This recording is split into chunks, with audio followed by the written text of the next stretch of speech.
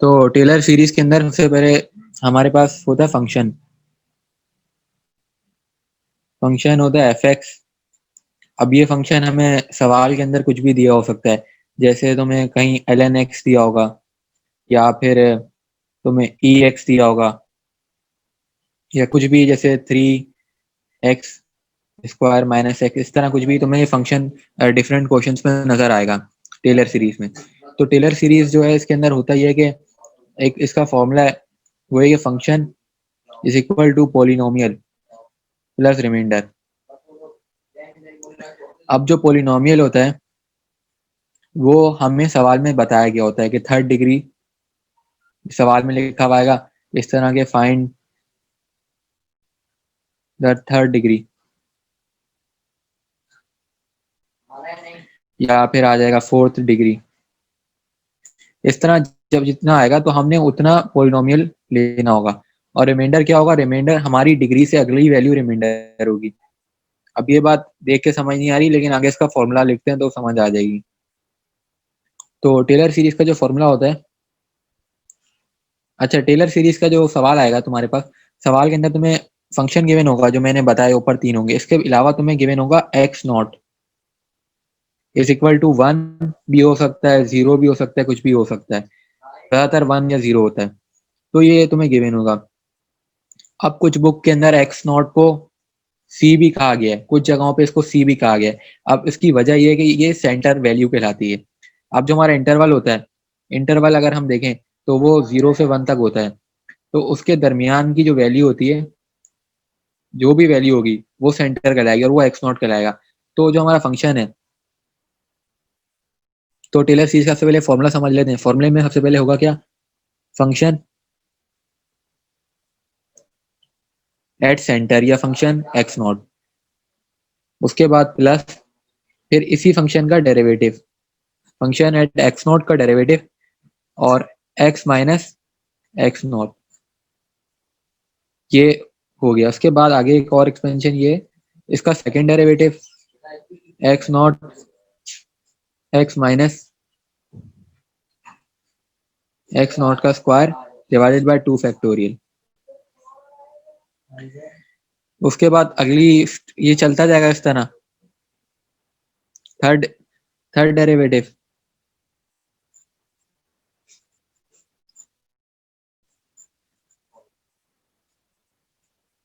Pen विंग खत्म हो गई, दूसरा पेन दे दूं। तो एक्स माइनस एक्स नॉट का क्यूब और डिवाइड करते हैं 3। अब ये जो है ना, ये इस तरह चलता जाएगा। तुम्हें पैटर्न समझ आ गया होगा। पहला क्या? फंक्शन एट पॉइंट सी या फंक्शन एट सेंटर, और सेंटर हमारा एक्स नॉट है जो हमें गिवन होगा सवाल में। उस फंक्शन का डेरिवेटिव और वही एक्स नॉट, और फिर एक्स माइनस एक्स नॉट, इस तरह चलता जा रहा है। फिर सेकंड डेरिवेटिव, फिर स्क्वायर और 2 फैक्टोरियल। थर्ड पे आ गया, थर्ड क्यूब आ गया, थर्ड डेरिवेटिव क्यूब 3 फैक्टोरियल, इस तरह फोर्थ पे 4 होगा। तो अभी चलता जा रहा है। अभी कहाँ तक चलता जा रहा है? ये इनफाइनाइट तक चलता जा रहा है। तो हमने एक शॉर्टकट करना है कि हम इसको सिंपल लिख देंगे, फंक्शन को एन लिख देंगे और एक्स नॉट, और इसको हम कह देंगे एन, इधर भी एन और नीचे भी एन फैक्टोरियल। तो अभी हमारे लिए अंडरस्टैंडिंग के लिए हो गया कि भाई अब इतना लंबा हम नहीं लेके जाएंगे, लेकिन इधर एक साइन लगा देंगे सबमिशन का। तो ये सबमिशन का साइन। अब ये जो चीज है ना, ये हमारे रिमाइंडर पार्ट है। तो रिमाइंडर पार्ट इस तरह है कि अगर सवाल में हमें थर्ड डिग्री बोला जाए कि थर्ड डिग्री मालूम करो, तो हम यहाँ तक वैल्यू कैलकुलेट करेंगे 3 फैक्टोरियल तक। और आगे फिर जब हमसे बोला जाएगा रिमाइंडर निकालो, तो रिमाइंडर के लिए हम ये चीज लगाएंगे। मतलब रिमाइंडर क्या हो जाएगा? रिमाइंडर फोर्थ हो जाएगा हमारा। मतलब यहाँ पे एन जो है वो 4 लिख देंगे हम, और इधर भी 4 उधर भी 4, तो हम अगले वाली वैल्यू जो होगी वो रिमाइंडर कहलाएगी हमारी। तो अब दूसरी बात ये कि सवाल को अटेम्प्ट किस तरह करते हैं। अटेम्प्ट करने के लिए तुम्हें सबसे पहले जो तुम्हारे फंक्शन गिवन होंगे उनके डेरिवेटिव लेने। अब जो पहला सवाल है लैब 1 का, वो लैब 1 का पहला सवाल मैं अटेम्प्ट करने जा रहा हूँ। ये पहले मैंने कॉन्सेप्ट दे दिया तुम्हें कि टेलर सीरीज का क्या होती है, क्या उसका एक्सपेंशन है, और सवाल किस तरह के आते हैं। हमारा लैब 1 का पहला सवाल है, पहले सवाल में लिखा हुआ है f x x minus 1 l n x और एक्स नॉट की वैल्यू दी हुई है 1। तुमने क्या करना है, हमसे मांगा क्या जा रहा है, हमसे मांगा जा रहा है कि सवाल में फोर्थ तक, थर्ड तक मांगा जा रहा है। तो अभी तुम्हारा सबसे पहला स्टेप तुमने करना ये है कि सवाल के अंदर नोटिस करना है कि हमें थर्ड लिखा हुआ है, थर्ड डिग्री लिखा हुआ है, फोर्थ लिखा हुआ है, फिफ्थ लिखा हुआ है, जितनी भी डिग्री लिखी हुई है उससे एक तुमने ज्यादा डेरिवेटिव लेना है। तो अभी हमें सवाल के अंदर नजर आ गया कि थर्ड लिखा हुआ है डिग्री, तो तुम अपने वाले सवाल देखोगे वहां तुम्हें थर्ड नजर आ जाएगा, तो हम फोर्थ डेरिवेटिव तक जाएंगे। तो हमने पहला डेरिवेटिव लिया इसका, तो पहला डेरिवेटिव इसका जो आएगा, अब यहाँ पे जो फॉर्मूला लगा है वो यू भी रूल लगा है जो कि डेरिवेटिव का होता है, इस तरह इंटीग्रेशन का भी होता है तो डेरिवेटिव का भी होता है। तो अब ये जो स्टेप्स है ना, ये मैंने एक तरीके से डायरेक्ट कैलकुलेटर से कर रहे थे, जो ऐप है मोबाइल पे उसके जरिए। तो मैं तुम्हें क्या कहते हैं अपनी मोबाइल की स्क्रीन शेयर करता हूँ, तो मैं तुम्हें वो ऐप खोल के दिखाता हूँ कि उसमें किस तरीके से मैंने करा है।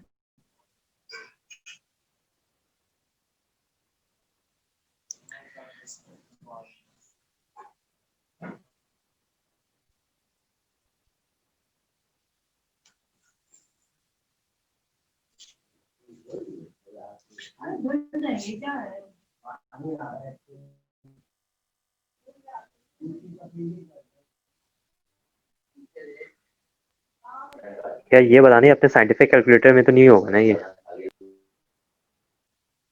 ये नहीं होगा, तो मैं बोल रहा हूँ कि मैं तुम्हें इस जो मेरे पास सॉफ्टवेयर है इसमें तुम्हें मेथड पूरा मिलेगा।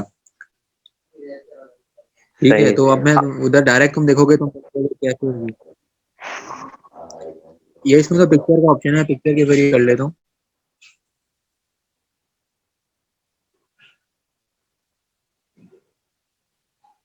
नहीं, ऊपर सवाल।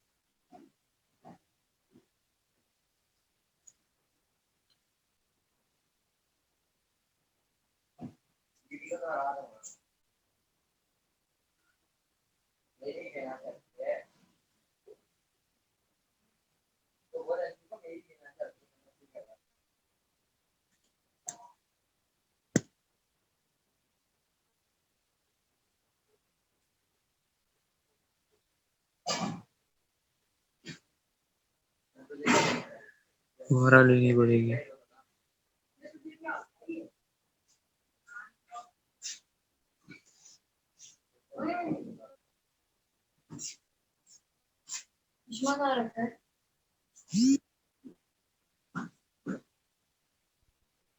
यार अभी ना मैं डायरेक्ट इधर लिखता हूँ ताकि ना सही है, ये तो देख लेंगे ना। आसान डिफरेंशिएशन है तो ये देख लेंगे बाद में। हो। चल रही है ना क्लास जब तक के लिए हो रही है, लगा हुआ होगा ना चार्ज, लगा। नहीं, मैं करके तुम्हें दिखा रहा हूँ ताकि ना एक तरीके से काम चले। तो डी बाई डी एक्स जो हमारा फंक्शन है वो है x minus 1 l n x. अब इसको,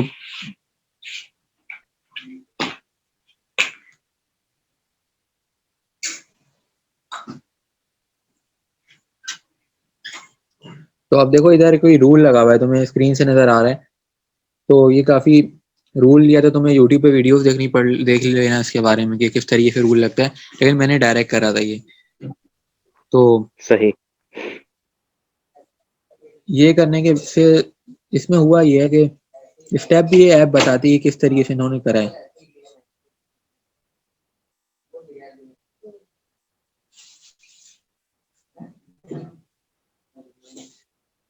तो अब वापस इसके उस पे आ जाते हैं।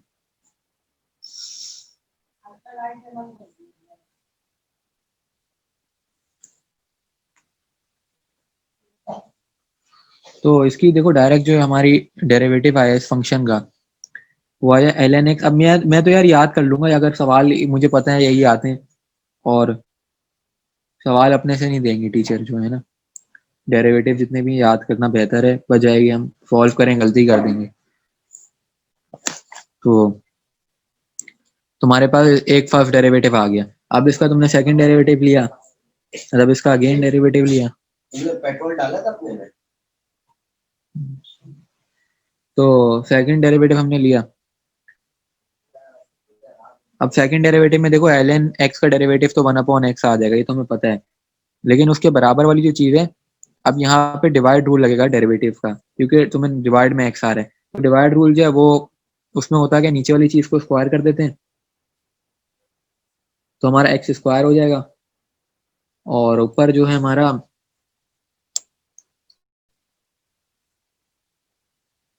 1 जो है ये आया है डेरिवेटिव। जो नीचे वाली चीज है इसका हमने डेरिवेटिव लिया, 1 है जो हमने मल्टीप्लाई करा, और ऊपर वाली चीज वैसी रही, x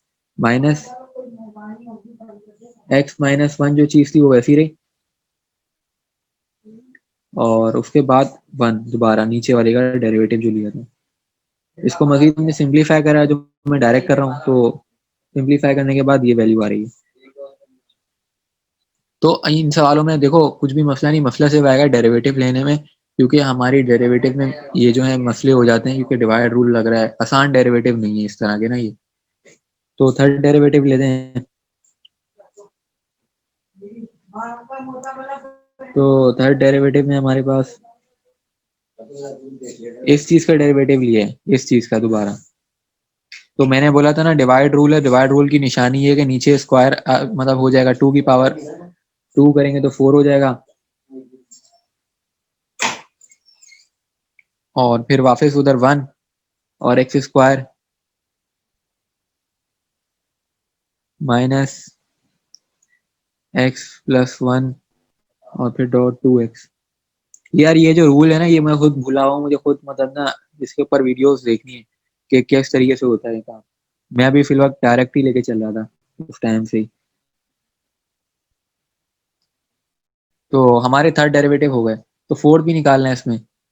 तो फोर्थ इसका मैं डायरेक्ट निकालता हूँ, स्क्रीन शेयर करके तुम्हें उस तरीके से दिखा देता हूँ कि तुम ऐप डाउनलोड कर लो, तुम्हारे लिए इजी रह जाएगा।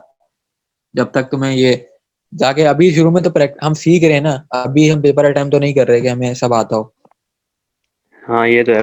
अच्छा तो मतलब कि इसमें थर्ड डेरिवेटिव हमसे थर्ड डिग्री पॉलिनोमियल मांगा था, तो इसलिए हमने रिमाइंडर के लिए हमने फोर्थ भी निकालेंगे, तो फोर्थ डिग्री। हाँ ये करने। बस सही समझ आ गई। न्यूमेरिकल एनालिटिक्स जो है ना वो आसान है, बस इंटीग्रेशन और इनमें मसले आ जाते हैं। हाँ ये डिफरेंशिएशन और इंटीग्रेशन है ना, अगर इस पे हाथ आपका सेट हो गया तो मतलब कि आप जीते हो गए हो। इसमें किसी का भी नहीं हो सकता ना, इंटर में इतनी कर ली उसके बाद भी नहीं आती है। यार हो जाएगी, थोड़ी बहुत देखना पड़ेगा रूल। यू इंटू वी के फॉर्मूला अगर पता चल गए ना सही से तो आ जाएगी, कोई इतना मुश्किल नहीं, आसान होती थी।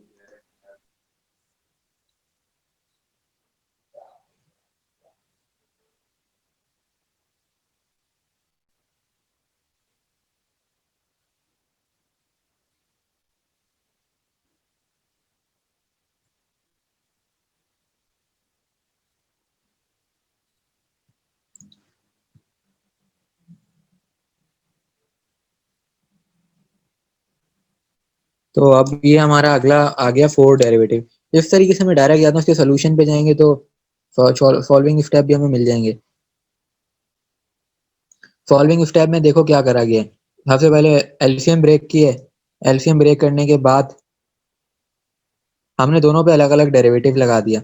और अलग अलग डेरिवेटिव कैसे लगा, ये नीचे देखो एक्स स्क्वायर है तो एक्स स्क्वायर को हम ऊपर लेके जाएंगे, माइनस का होगा तो पावर बेस बनती है डेरिवेटिव में, तो -2 बेस बन गई और उस पावर का स्क्वायर हो जाता है, तो वो 4 हो गई एंड में। तो ये इसका डेरिवेटिव है तो सिंपल, लेकिन हम लोग की अभी मैथ्स हमने छोड़ी हुई थी काफी टाइम से, तो ये भूल गए सब।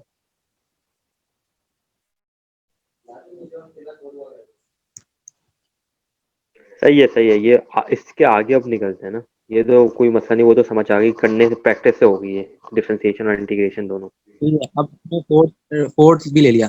तो अब उसके बाद अगली चीज से करनी, जो हमें एक्स नॉट की वैल्यू मिली हुई है, वो एक्स नॉट की वैल्यू पुट करनी है। जैसे एक्स नॉट की वैल्यू हमें एक सवाल में गिवन है 1, ये 1 वैल्यू मिली हुई है। हमने डेरिवेटिव ले ली सबके, और उसके बाद हर जगह वैल्यू पुट कर दी। तो अब वैल्यू हमारी क्या आ रही है, डायरेक्ट वो वैल्यू में लिख रहा हूँ, उसको सॉल्व नहीं करा, वो पेपर में डायरेक्ट लिखना, ताकि टाइम सेव हो तुम्हारा। तो एफ एक्स नॉट जो है वो हमारा 0 आ गया। फिर एफ डैश एक्स नॉट मतलब डेरिवेटिव वाले में डाला हमने, तो ये भी 0 आ गया। उसके बाद एफ थर्ड डेरिवेटिव वाले में डाला, ये 2 आ गया। और वो सेकंड वाले में, ये सेकंड है, इसमें कार्लो सेकंड है। और थर्ड वाले का आंसर है -3। और 4 वाले का आंसर है -4।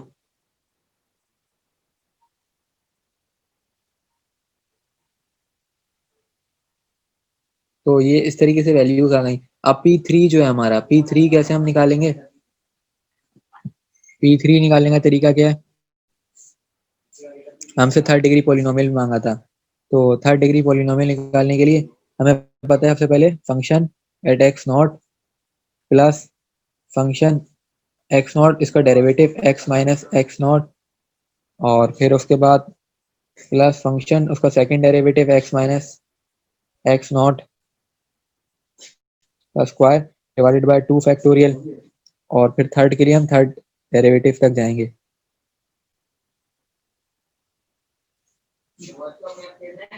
तो अब ये सारी वैल्यूज हम पीछे से देख के पुट करते हैं। एफ एक्स नॉट जो है हमारा कैसे आएगा, जो हमारा फंक्शन है, ये ऊपर फंक्शन नजर आ रहा है तुम्हें, इसके अंदर हम 0 पुट करेंगे, क्योंकि एक्स नॉट की वैल्यू 0 थी। तो जब इसकी वैल्यू पुट करी तो 0 रखी, तो 0 ही आया हमारा इसमें। तो यहाँ पे पहली वैल्यू हमारी आ गई 0। फिर हमारा फर्स्ट डेरिवेटिव जो था, ये देखो फर्स्ट डेरिवेटिव भी 0 था, तो इसकी वजह से अगली टर्म भी हमारी 0 हो गई। फिर सेकंड डेरिवेटिव जो था हमारा, वो 2 था, तो प्लस हमने लिखा 2 एक्स माइनस एक्स नॉट हमारा 0 था, और नीचे 2 फैक्टोरियल था। तो 2 फैक्टोरियल से 2 कैंसिल हो गया, उधर इधर से एक्स स्क्वायर बचेगा। फिर हम थर्ड डेरिवेटिव वाले पास, थर्ड डेरिवेटिव जो था हमारा, वो तुम देख लो -3 था, तो -3 रखा हमने। फिर एक्स क्यूब हो जाएगा डायरेक्टली, और नीचे 3 फैक्टोरियल। तो अभी तक सिंप्लीफिकेशन करी हमने, इसके बाद तो एक्स स्क्वायर आया इधर, फिर -3x³ 3 फैक्टोरियल 6 होता है, तो 3 2 6, तो 1/2।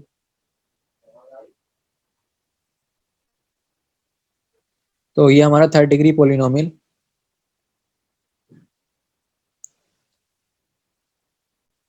ठीक है। अच्छा, ये इसमें मुझसे गलती हो गई कि एक्स नॉट की वैल्यू ना हमें सवाल में 1 दी हुई है, मैंने 0 रख के कर दिया, जिसकी वजह से ये आ रहा है। तो जब मेरा सोल्यूशन उसमें 1 है, तो मैं सिर्फ तुम्हें कॉन्सेप्ट पे बात कर रहा था, मैं वो सवाल के ऊपर नहीं था, लेकिन मैंने फंक्शन वहां से उठाया। ठीक है। हाँ, तो वो तो उसके समझ आ बाद गई आगे, वो। तो अब तुम देखो, ये टेलर सीरीज कुछ भी नहीं है। तुम्हें फंक्शन दिया होगा, उसमें बता दिया जाएगा कि थर्ड डिग्री निकालना है, फोर्थ निकालना है, जो भी होगा उससे एक एक्स्ट्रा तुम क्या कहते हैं, एक एक्स्ट्रा तुम उससे डेरिवेटिव निकालोगे, और फिर वो वैल्यू जो होगी नॉट की, वो तुम डालते जाओगे, और उसमें फिर आगे पोलिनोमियल निकाल लोगे। और अगर तुमसे बोला जाए रिमाइंडर निकालो, तो रिमाइंडर में क्या करोगे? अब मैं तुम रिमाइंडर का भी बता देता हूँ तुम्हें। रिमाइंडर रिमाइंडर बोल दिया जाए या एरर पार्ट बोल दिया जाए, तो तुमने क्या करना होगा, 4 डेरिवेटिव होगा।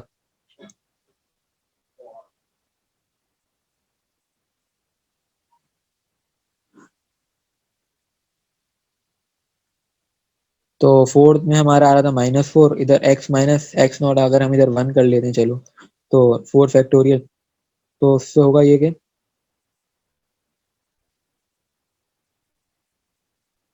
पावर यहाँ पे 4 ही रहेगी, और 4 फैक्टोरियल को हम अगर कैलकुलेटर से करेंगे तो हमारा 24 शायद आता है, देख लेना।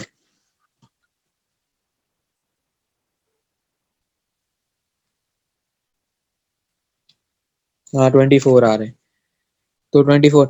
आप देखो रिमाइंडर पार्ट जब भी हमें बोला जाएगा तो साथ में हमें एक वैल्यू भी दी जाएगी कि इस वैल्यू पे अप्रोक्सीमेट करो, तो वो कभी दी जाएगी 0.5 जो भी दी जाएगी। तो जब हम वो वैल्यू डालेंगे एक्स की जो भी होगी जैसे 0.1, तो फिर हमारा एक रिमाइंडर की एग्जैक्ट कैलकुलेशन होगी जो कि हमारा एरर होगा, ऐसे नहीं होगी। तो रिमाइंडर में वैल्यू दी जाती है। और अब देखो इसमें एक और बात आती है कि एरर बाउंड और एक्चुअल एरर और एब्सोल्यूट एरर, ये दो चीजें। तो अब वो जो चीजें हैं ना उनमें ये है कि जो एक्चुअल एरर है हमारा वो इस तरीके से आता है कि हम हमारे तुम्हें फॉर्मूला मैंने शुरू में बताया था कि पी जो है हमारा फंक्शन जो है एफ एक्स जो है वो इक्वल है पी एक्स के प्लस रिमाइंडर के, इसके है। तो हम बस अगर हम अपने फंक्शन को किसी लिमिट जो हमें सवाल में दी होगी, जैसे अगर हमें लिमिट दी हुई है 1 से 0, हमने इस फंक्शन को इंटीग्रेट कर दिया, ठीक है, तो हमें जो वैल्यू ही देगा, वैल्यू कुछ भी देगा, सपोज क्या ये देता है हमें 0.01 वैल्यू, ठीक है, फंक्शन को करने पे, और हम पोलिनोमियल को भी कर देंगे इसी तरह,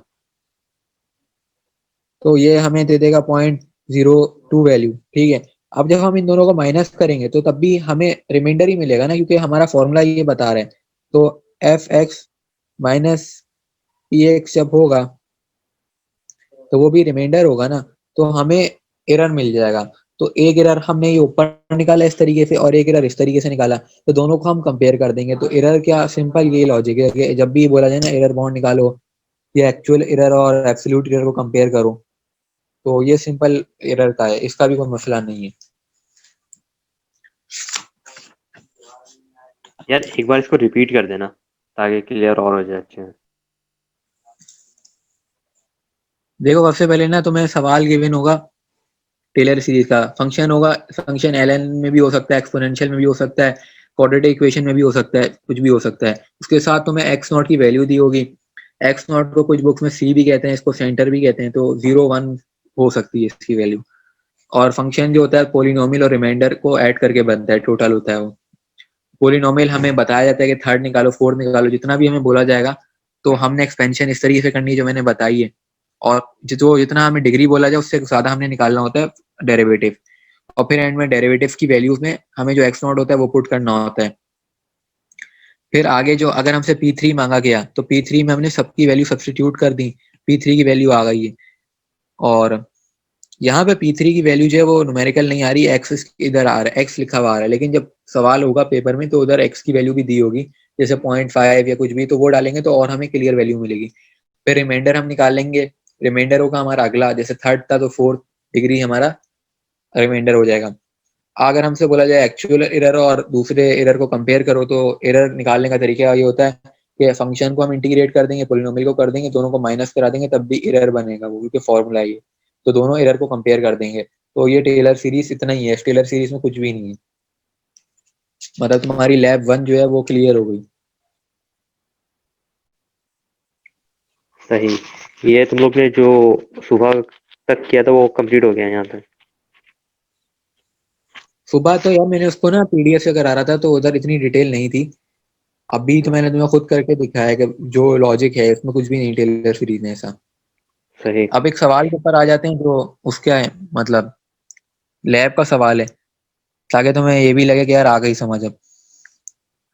तो सवाल तुम देखो इधर लिखा हुआ है let f x is equal to function दिया हुआ है एक्स नॉट दिया हुआ है जो मैंने बात बोली थी।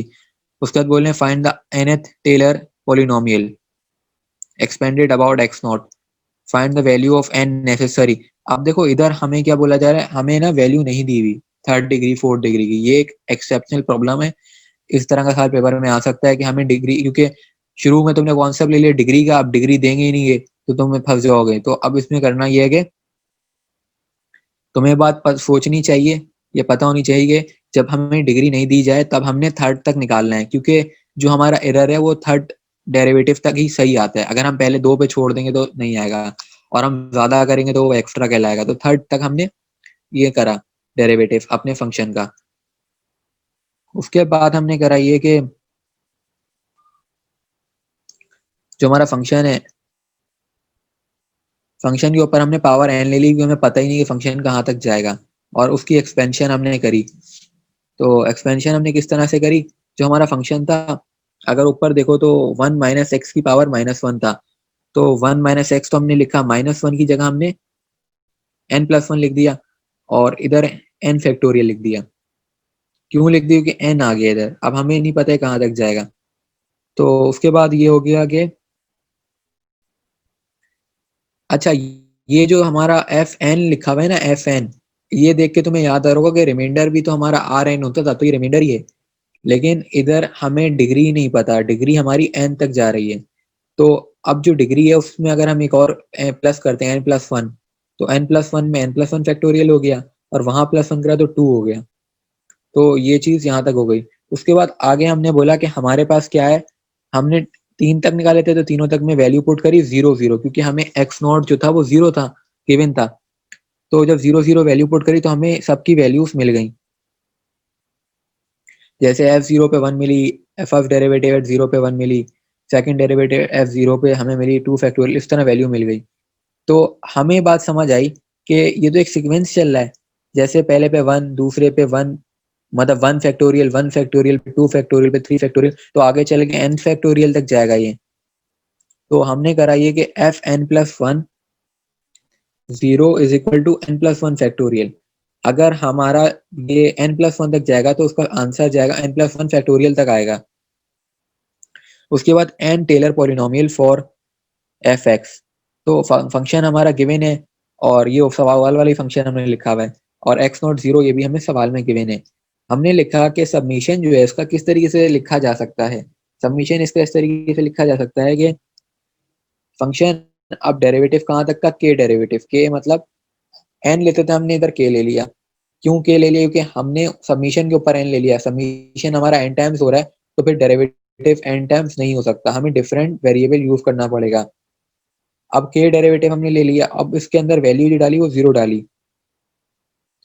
और डिवाइडेड बाय के फैक्टोरियल। अब तुम्हें बात पता है कि जब हम सेकंड डेरिवेटिव लेते थे तो हम डिवाइडेड बाय 2 फैक्टोरियल करते थे, तो इधर के डेरिवेटिव ले रहे हैं तो डिवाइडेड बाय के फैक्टोरियल कर रहे हैं, और एक्स की पावर भी वही आती थी जो कि हमारी फैक्टोरियल की पावर 7 नंबर होता था। अगर फैक्टोरियल पे 2 होता तो एक्स पे भी 2, तो इस तरह एक्स पे भी के आ गया। जब हमने समीशन करी तो एंड में हमने लिखा कि बराबर है एक्स के। तो उसके बाद हमने बोला remainder term associated with P n is, जो हमारी रिमाइंडर टर्म है वो क्या होगी फिर। अब तक हम सिर्फ सिंपल बताते जा रहे थे। रिमाइंडर टर्म जो हमारी है वो है are N x F n+1, मतलब n फैक्टोरियल था, उसमें एक और प्लस कर लिया। अभी जो साइन है एरर पार्ट को रिप्रेजेंट करता है, इसको जाई कहते हैं। और एक्स n+1, क्योंकि जो भी हमारे डेरिवेटिव पे पावर होती थी वही हमारी एक्स पे आती थी, पिछली एक्सपेंशन अगर तुम देखो, और नीचे डिवाइड में भी वही ऊपर से डेरिवेटिव वाली पावर ही आती थी। तो हमने फिर ये बोला कि x n+1 divided by 1 minus e, ये एरर पार्ट है। एरर पार्ट हमें हर एक चीज में एरर होता है इसमें, और पावर हमने लिख दी n+2। तो आगे हमें सवाल जो था, सवाल हमें बोला जा रहा था कि अप्रोक्सीमेट करो 0,0.5 तक, और 10 की पावर -1। अब एरर जो है होता है हमारा, एरर जो होता है हमारा वो होता है 10 की पावर -3 तक निकालने को अक्सर हमें बोला जाता है। एक तरीके से हमें हिंट दी गई है ये, कि एरर का फॉर्मूला जो है उसका आंसर हमें पहले बता दिया गया है, उस हिंट को यूज करके हम करेंगे। अब तुम ये देखो, आगे हमें बोला हुआ है कि इंटरवल जो है हमारा वो 0 से 0.5 तक है, अप्रोक्सीमेट करना है फंक्शन इस ये इस वैल्यू तक। तो अब ये सब का मतलब लोग पूछ रहे थे मुझसे बहुत कि ये सब क्या है, तो सब ये सबमिशन है, और ये आर क्या है, रिमाइंडर पार्ट है। ये किसके बराबर है, submission of x n+1 1 minus error part और पावर n+2। अब ये n+2 कहाँ से है, ये n+2 पीछे मैंने तुम्हें बताया था कि n+2 आ गया, यहाँ से पीछे से आया। तो हमने x की वैल्यू 0.5 ली, 0.5 लिख दिया, और ये किसके बराबर है, 10 की पावर -6 की, क्योंकि ये सवाल में हमें दी हुई है। पीछे सवाल अगर तुम यहाँ पे देखो दी हुई वैल्यू है ये, जिसके बराबर हमने लेनी है। क्यों लेनी है, क्योंकि हमें बोला गया कि एरर जो है हमारा बराबर है 10 की पावर -6 के, तो हमने बराबर ले लिया। रिमाइंडर वैल्यू को, रिमाइंडर है ये, ये वैल्यू आई, इसको बराबर ले लिया इसके। उसके बाद हमने करा ये कि हमने लॉग लगा दिया। लॉग जब भी लगाते हैं हम, लॉग लगाने का मकसद होता है हमारा कि हमारी जो पावर है वो बेस में आ जाए, क्योंकि हमारी वैल्यू बहुत बड़ी आती है अगर किसी भी चीज पे पावर होती है तो। जैसे 2 के ऊपर पावर 10 हो तो बहुत बड़ी वैल्यू आएगी, तो हम उसको बेस में ले आए तो आसानी हो जाएगी। तो इधर हमने क्या करा, बेस में आ गई, लॉग की प्रॉपर्टीज लगी, तो n+1 log 0.5, और उधर भी जो पावर थी क्या कहते हैं 10 की पावर -6 थी, वही बेस में आ गई, तो ये भी फायदा हो गया। फिर किया गया हमने, जो लॉग है, log 0.5 है, उसको हम उस साइड लेकर आ गए, क्योंकि ये इक्वल का साइन ही है, लेस देन ग्रेटर देन लिखा हुआ है ये, लेकिन हकीकत में इक्वल ही है, ये सिर्फ अप्रोक्सीमेशन वाले सीन होता है, तो हम यहाँ दिखाते हैं कि ये इस तरह का साइन लगा के। तो हमने फिर करा ये कि लॉग को उधर लिया, डिवाइड कर दिया, तो हमें एट द एंड n की वैल्यू मिल गई 19।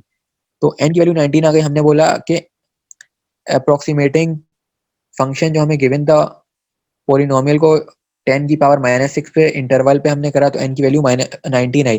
तो तुम देखो एक बात कि इस सवाल में कभी भी तुम्हारे पास सवाल आई है इस तरह का, इसका आंसर तुम शुरू में सवाल देखते ही बता सकते हो। ये जो इतनी लंबी लिखी है या जो भी हुई है, ये सिर्फ हमें मार्क्स लेने के लिए करना है, या मार्क्स किस तरीके से हम लेंगे कि दिखाएंगे कि हमने काम इतना करा है। हकीकत में इसका आंसर डायरेक्ट कैसे बता सकते हो तुम देखो, तुम्हें 10 की पावर -6 दी हुई है और उधर दिया हुआ है 0.5, ठीक है, दो वैल्यू दी हुई है, इन दोनों से एंड में आंसर आया है। कैसा आया, तुमने कराइए कि 10 की पावर -6 पे लॉग लगाया और उधर 0.5 की पावर n+1 पे लॉग लगाया। n+1 जो होता है 0.5 पे क्यों लगाया हमने उधर, इधर देखो, इधर n+1 क्यों लगाया। अगर तुम बुक खोलोगे ना, जो नोट्स है हमारे, वो टेलर सीरीज का रिमाइंडर का फॉर्मूला देखोगे, रिमाइंडर के ऊपर लिखा हुआ है n+1, रिमाइंडर पे लिखा होता है। तो 0.5 जो है वो हमारा एक इंटरवल है, तो इंटरवल को रिमाइंडर में कन्वर्ट करने के लिए n+1 लगा दिया हमने, और ये लॉग लगा दिया हमने, और फिर एंड में डिवाइड कर दिया उसको, और उधर 1 था तो 1 को उधर ले जाके माइनस करा दिया, तो 19 से 18 हो गया। तो तुम देखो, असल जो स्टेप कैलकुलेशन वाला है, जो हमारा आंसर है n=19, ये एंड में निकला है।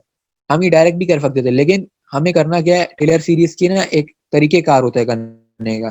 तरीकेकार ये होता है कि सवाल चाहे कुछ भी आए, तुमने पहला काम करना है डेरिवेटिव लेने फंक्शन के 3 दफा, अगर डिग्री नहीं बताई हुई, अगर बताई हुई है तो तुमने उसके हिसाब से लेने। अगर 4 दफा मतलब 4 डिग्री बोला गया है तो तुम 4 से एक ज्यादा लोगे, लेकिन यहाँ नहीं बताया, तुमने 3 दफा डेरिवेटिव ले लिए, कुछ भी नहीं करा, सिंपल डेरिवेटिव लिए।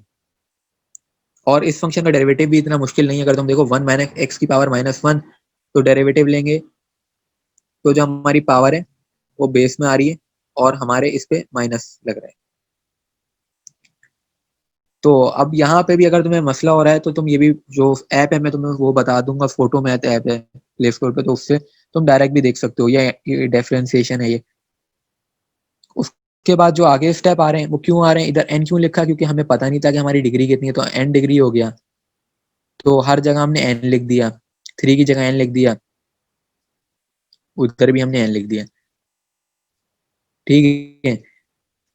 अच्छा, एन के आगे +1 क्यों लिखा, अगर तुम ये बोलो भाई एन लिखा था तो +1 क्यों लिखा, +1 लिखने की वजह ये थी कि जब भी हम डिग्री बनाते हैं, तो तुम्हें बात पता है, थर्ड बनाई तो थर्ड के बाद फोर्थ आती है, फोर्थ आती है, तो मतलब एक बढ़ती है, तो जब बढ़ रही है तो फिर हम एक +1 भी लगाएंगे, मतलब एन का मतलब एक्स, जैसे अक्सर मैथ्स में हमें चीजें पता नहीं होती तो हम लिख देते हैं लेट सपोज एक्स, तो उसी तरह यहाँ पे हमने उस चीज को एन सपोज करें जो असल हमारी डिग्री है, लेकिन एक बढ़ रही होती है, जैसे 3 के बाद 4 आएगी तो +1, तो अगले स्टेप में हमने एक और बढ़ा दी, क्योंकि एक और इसके बाद भी एक और आएगी, तो n+1। तो ये यहाँ तक तो हमें स्टेप बिल्कुल क्लियर होंगे। फिर हमें x0 की वैल्यू भी सवाल में गिवन है, x0 की वैल्यू 0 गिवन है, तो 0 हमने अपने तीनों शुरू के डेरिवेटिव में डाल दी। तो हमने बता दिया कि अब इसका भी कोई काम नहीं था, असल वहां से डायरेक्ट आंसर है, लेकिन ये सब हमने करना होता है, क्योंकि टेलर सीरीज में के जो स्टेप वाइज सोल्यूशन होता है उसमें होता है 3 दफा डेरिवेटिव, ठीक है।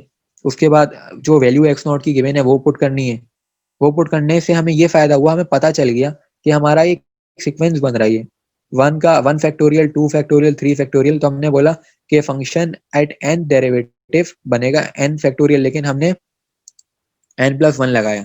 क्यों? क्योंकि हम फोर्थ पे जाते तो हम बड़े होते हैं, जैसे 1 है, 2 है, 3 है तो 4 होगा, तो हमें असल वैल्यू नहीं पता तो हमने n+1 लिखा।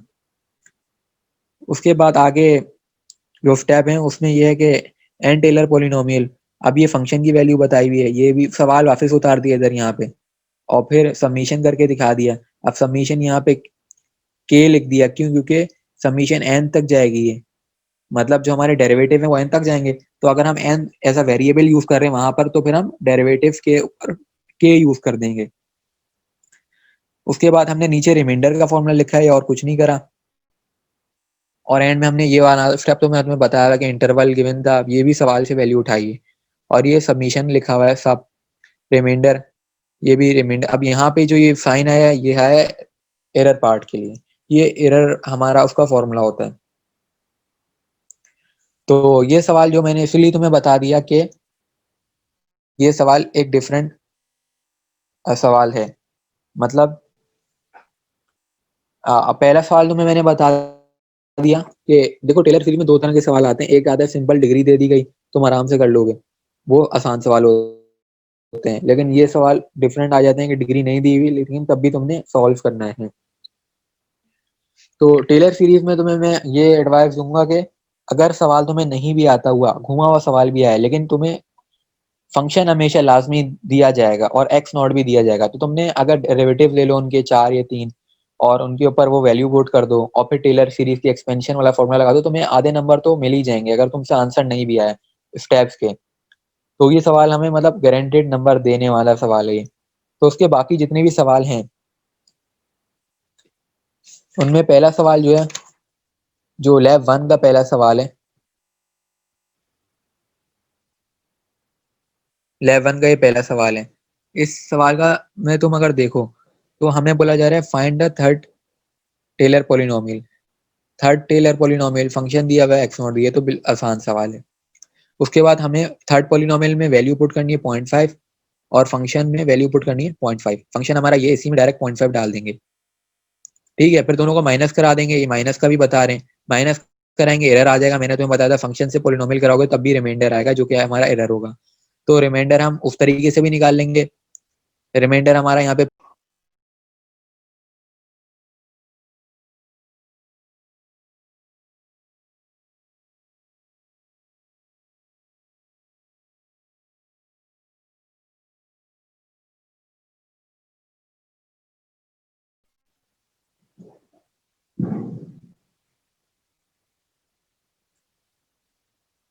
हेलो, हाँ हेलो, स्टार्ट कर लो। मैं कह रहा हूँ जहां तक अब तक हुआ वहां तक समझ आ गया सब। हाँ मुझे तो आ गया समझ।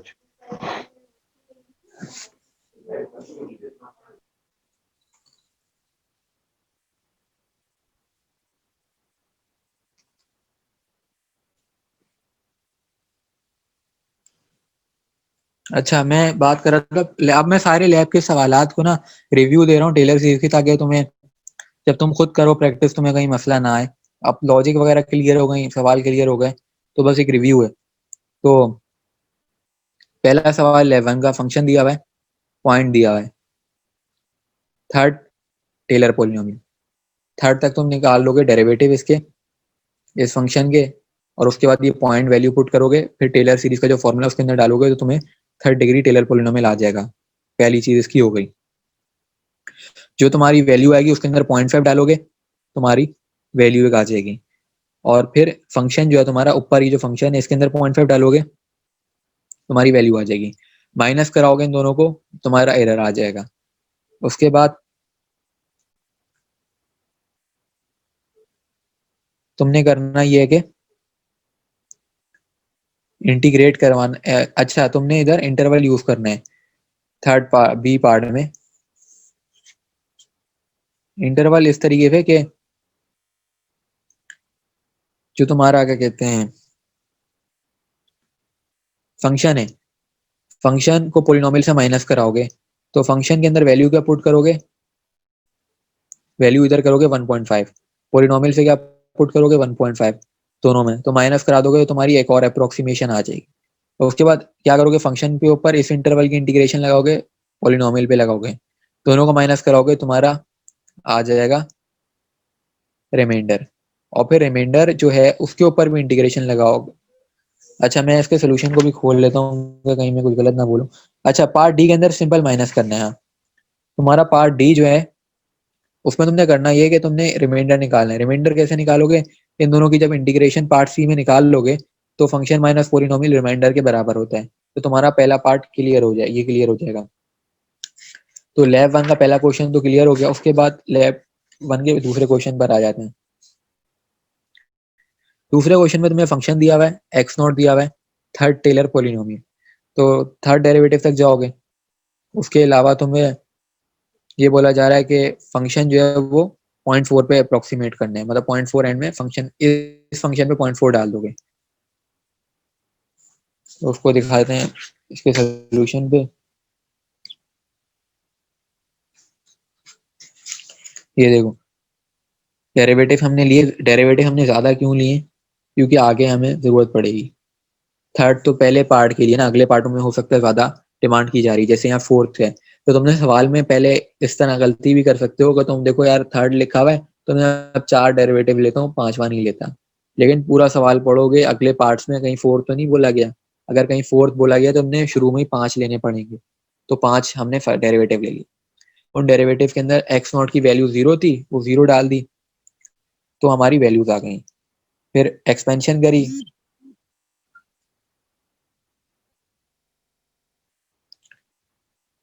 फिर हमने एक्सपेंशन करी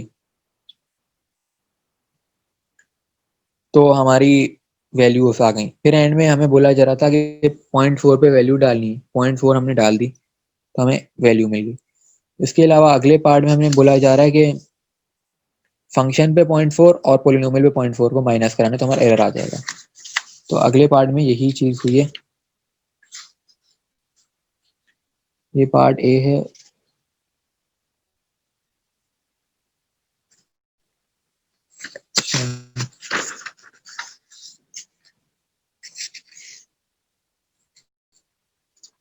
हाँ ये रहा, ये देखो फंक्शन और पोलिनोमियल दोनों को माइनस, इधर ये बहुत ज्यादा डायरेक्ट हुआ है। खैर ये है पार्ट बी, हमें बोला जा रहा है। अच्छा हाँ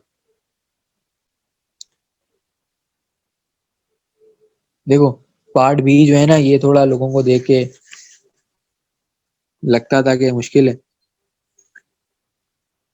तो इसमें देखो अपर बाउंड हमने लेट करा, E upper bound on the error for the third order approximation.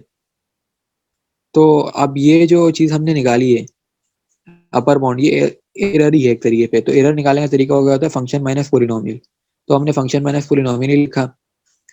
तो फंक्शन जो है हमारा वो थर्ड तक लिखा था, तो एरर क्या होगा हमारा फोर्थ तक जाएगा, तो फोर्थ डेरिवेटिव लिखा। ये जो साइन है जाई का साइन कहलाता है, ये एरर पार्ट कहलाता है। और उसके बाद हम तुम्हें पता है कि जब इसके ऊपर पावर 4 होगी तो एक्स के ऊपर भी 4 होगी, फैक्टोरियल भी 4 होगा। और एक्स की वैल्यू हमें सवाल में मतलब गिवन है ये वाली 0.4। तो एंड में हमने सिर्फ वैल्यू पुट करी एक्स की, लेकिन वैल्यू पुट करने से पहले हमने डेरिवेटिव जो हमने निकाला हुआ है पीछे, वो डेरिवेटिव वाली वैल्यू यहाँ पे लिखी जो कि ये आ रही है। इस वैल्यू में जो ये साइन आ रहा है जाई वाला, इस साइन की जगह हमने 0.4 डाला है तो हमें 55 आ गया। ठीक है 55 आ गया। 55 आने के बाद हमने करा ये कि ये जो वैल्यू नजर आ रही थी तुमने, हमने इसको इग्नोर कर देता है, ये वैल्यू वापस लाए तो हमें आ गया। क्योंकि एरर जो है वो 55 तो कभी भी नहीं आएगा, एरर हमारा छोटा आता है। तो एरर हमारा आ गया ये। उसके बाद हमने करा ये कि एक्चुअल एरर निकाला, एक्चुअल एरर। तो इसमें f.4 माइनस पोलिनोमियल 0.4, f.4 हमने पीछे नहीं, f.4 का मतलब है कि डायरेक्ट तुम अपने फंक्शन में 0.4 डालोगे, जो भी तुम्हारा फंक्शन था तो तुम्हारी वैल्यू आ रही है। फिर p3.4 का मतलब है थर्ड डिग्री तक की जितनी वैल्यू आई उनमें 0.4 डालोगे तो उसकी वैल्यू ये, दोनों को माइनस करा दिया, तुम्हारा एक्चुअल एरर ये आ गया। तो हमने लिखा actual error is less than the error bound. Actual error जो था तुम्हारा कम था, एरर बाउंड ज्यादा था। क्यों? क्योंकि एरर बाउंड का मतलब होता है मैक्सिमम एरर।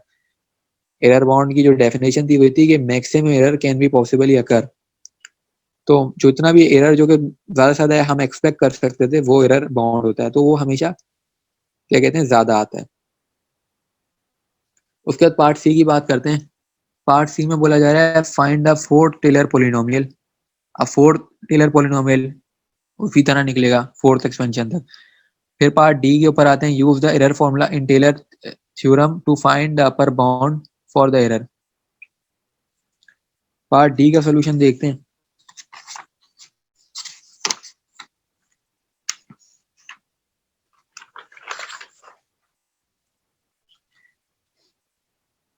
तो देखो पार्ट डी के अंदर भी हमने उसी तरीके से अपर बाउंड लेट करा जिस तरह पहले हमने E3 करा था, इस दफा फोर्थ की बात हो रही थी तो हमने 4 करा।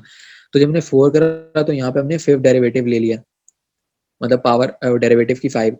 तो जब डेरिवेटिव की 5 आई तो एक्स की भी 5 आई और 5 फैक्टोरियल भी आया, और 0.4 हमें वैल्यू पहले से दी थी। और फिफ्थ डेरिवेटिव पे ये जो वैल्यू आ रही ये पीछे हम निकाल चुके हैं डेरिवेटिव, तो उसके अंदर हमने ये वाली वैल्यू 0.4 डाली तो 160 आया। तो वो वाली चीज हमने इग्नोर कर दी थी, ये वाली चीज ये वाली वापस हमने लिखी तो हमें इसकी वैल्यू मिल गई। उसके बाद हमने एक्चुअल एरर जो है इसको निकाला किस तरीके से, f.4 माइनस p4.4 पे, तो एक्चुअल एरर फिर आ गया। तो हमने बोला एक्चुअल एरर जो है इस बार भी कम है एरर बाउंड से, तो ये भी बिल्कुल सिंपल सवाल था। उसके बाद थर्ड क्वेश्चन पर आ जाते हैं। थर्ड क्वेश्चन में तुम्हें बोला जा रहा है कि फोर टेलर पॉलिनोमियल निकालना है। फंक्शन जो इधर एक्सपोनेंशियल वाला दे दिया है, एक्स नॉट जो 0 दिया हुआ है, और उसके बाद तुम्हें बोला है find an upper bound for the error. तो इसमें तुम्हें फोर, सबसे पहले तो तुमने 4 डेरिवेटिव, फोर्थ लिखा हुआ है तुमने 5 निकालने, 5 डेरिवेटिव। तो ये डेरिवेटिव निकले में लाइन से 5।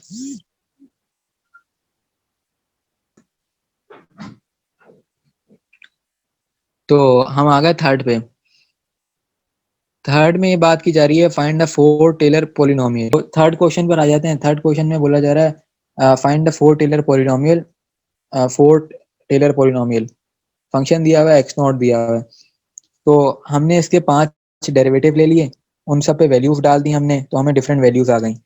एक्सपेंशन 4 तक करी हमने तो हमारे को 4 तक की मिल गई।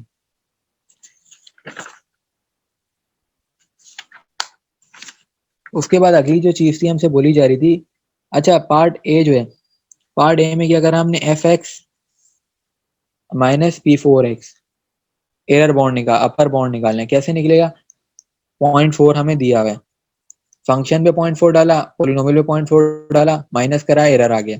फिर इंटीग्रेशन करी दोनों पे, माइनस कराएंगे एरर आ जाएगा। और फिर अप्रोक्सीमेट डेरिवेटिव एट 0.2 यूजिंग, अभी डी पार्ट देखते हैं कैसे हुआ है। अच्छा डी पार्ट,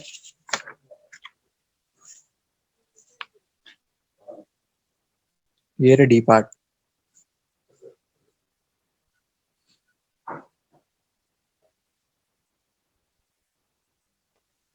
डी पार्ट देखते हैं।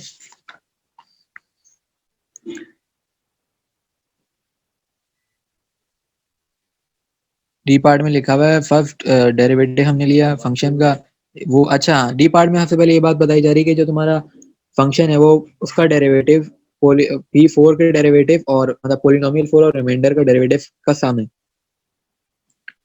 तो तुम्हारा जो फंक्शन पोलिनोमियल 4 है, P4 है, उसका डेरिवेटिव लिया हमने,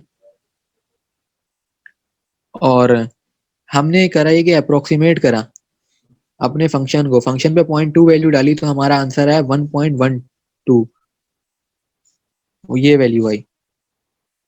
और पोलिनोमियल पे वैल्यू डाली हमने, पोलिनोमियल पे वैल्यू डाली हमने तो हमें ये आई, और फंक्शन पे डाली तो हमें ये आई। तो दोनों को माइनस करके हमने वैल्यू बता दी। और चौथा सवाल तो पहले ही हम कर चुके हैं।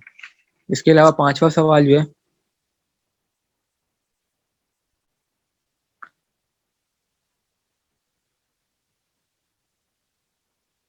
पांचवा सवाल भी उसी तरह है चौथे सवाल की तरह। और इस लैब के 5 सवाल ही थे, तो तकरीबन लैब समझो पूरी हो गई है। तो कल सुबह ना 7 बजे हम लोग लैब 2 पर आ जाएंगे। यार 7:30 कर लो ना। मसला ये होता है हम लोग फिर नींद आ जाती, दोबारा सोना होता है ना, फिर अगर सो गए तो फिर क्लास से भी रह जाएंगे, इस वजह से कहते हैं। सेवन ये भी 7:30 से, हाँ 7:30 पे ही अगर होती है, बस बात ही कि बंदा हमें 7 बजे उठा हुआ मिले, वो बोले कि मैं आ रहा हूँ 5 मिनट में, 5-10 मिनट सही है, ये कहने यार, का मकसद है। यार देखो बंदा जब उठता है ना सुबह, तो फिर थोड़ी वॉकिंग जॉगिंग भी हो जाए ना तो अच्छा हो जाता है, फ्रेश हो जाता है, तो इसलिए मैं वॉकिंग बोल रहा वॉकिंग कम जल्दी के टाइम करो ना भाई। हूँ यार। 6 सवा 6 बजे 6:30 बजे तक जमात होती है, फिर 7 बजे तक तो बंदा आधा या पौना घंटा तो करेगा ही ना, 7:15 7:30, इसलिए मैं बोल रहा था। बाकी 7:15 में नहीं कर थोड़ा लो। टाइम कम कर दो 7:15 तक चलो आ जाओ। हाँ मैं 7:15 सही है, सेट है। ठीक है ना, ओके। ठीक है। ओके ओके ला।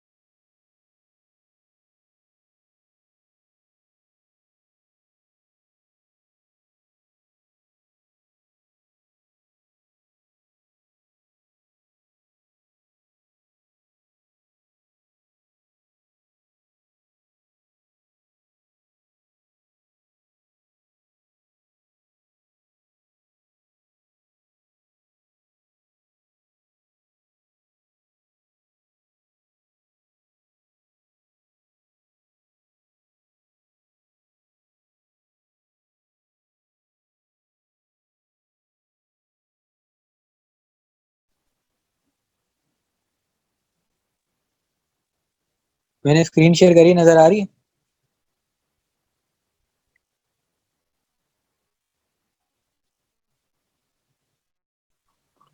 हाँ आ रही है यार। ठीक है, तो ये हमें लैब 9 पे डायरेक्ट इसलिए आए क्योंकि लैब 2 के अंदर बाइसेक्शन मेथड नहीं था। तो हमारा पहला मेथड बाइसेक्शन मेथड है, तो सबसे पहले उस मेथड को डिस्कस करना जरूरी है। और लैब 1 हमारा से इसका कोई पहला लिंक नहीं। मेथड जो है बाइसेक्शन मेथड है जो हमें पहले पहला तो सिखाया गया है, क्योंकि सबसे आसान मेथड यही होता है। तो इस मेथड के अंदर करना ये होता है कि तुम्हें फंक्शन दिया हुआ होगा कोई भी, जैसे इधर दिया हुआ है x equal to cos x. Lab number 9 है ये लैब नंबर 9 का मकसद ये था कि हमें पुराना मेथड रिकॉल कराया जाए, इसलिए आगे लैब दी गई, लैब 9 और 10। 8 तक हमारा काम पूरा हो चुका है सिलेबस जो है, लेकिन ये आगे recollection x equal to cos x के उसको उस तरह मूव कर देंगे, इक्वल टू जीरो करेंगे सबसे पहले तो, क्योंकि फंक्शन हमारा इक्वल टू जीरो होता है। तो फंक्शन को हमने लिखा है यहाँ पे। अब यहाँ पे कुछ सवालों में हमें इंटरवल गिवन होगा जो कि 0 से 1 होता है, इस सवाल में नहीं गिवन, तो हमने खुद से 0 से 1 यहाँ पे वैल्यू पुट करनी है। अब वो वैल्यू पुट करने का मकसद ये है कि बाइसेक्शन मेथड के अंदर अगर इस तरह हो जाए कि हमारी दोनों में से कोई एक वैल्यू माइनस आ जाए, तभी वो मेथड लगता है। अगर दोनों प्लस में आ रही हैं तो हमने शुरू में लिख देना है कि सोल्यूशन डजंट एग्जिस्ट। जैसे यहाँ पे लिखा हुआ है रूट एग्जिस्ट लिखा हुआ है, तो हमारे रूट्स मौजूद ही नहीं हो सकते अगर दोनों वैल्यू पॉजिटिव आ जाएं, तो हमने आगे काम नहीं करना, और तब भी नंबर पूरे मिलेंगे अगर उसका सवाल आ गया पेपर में, वैसे आए। आतिश, हेलो।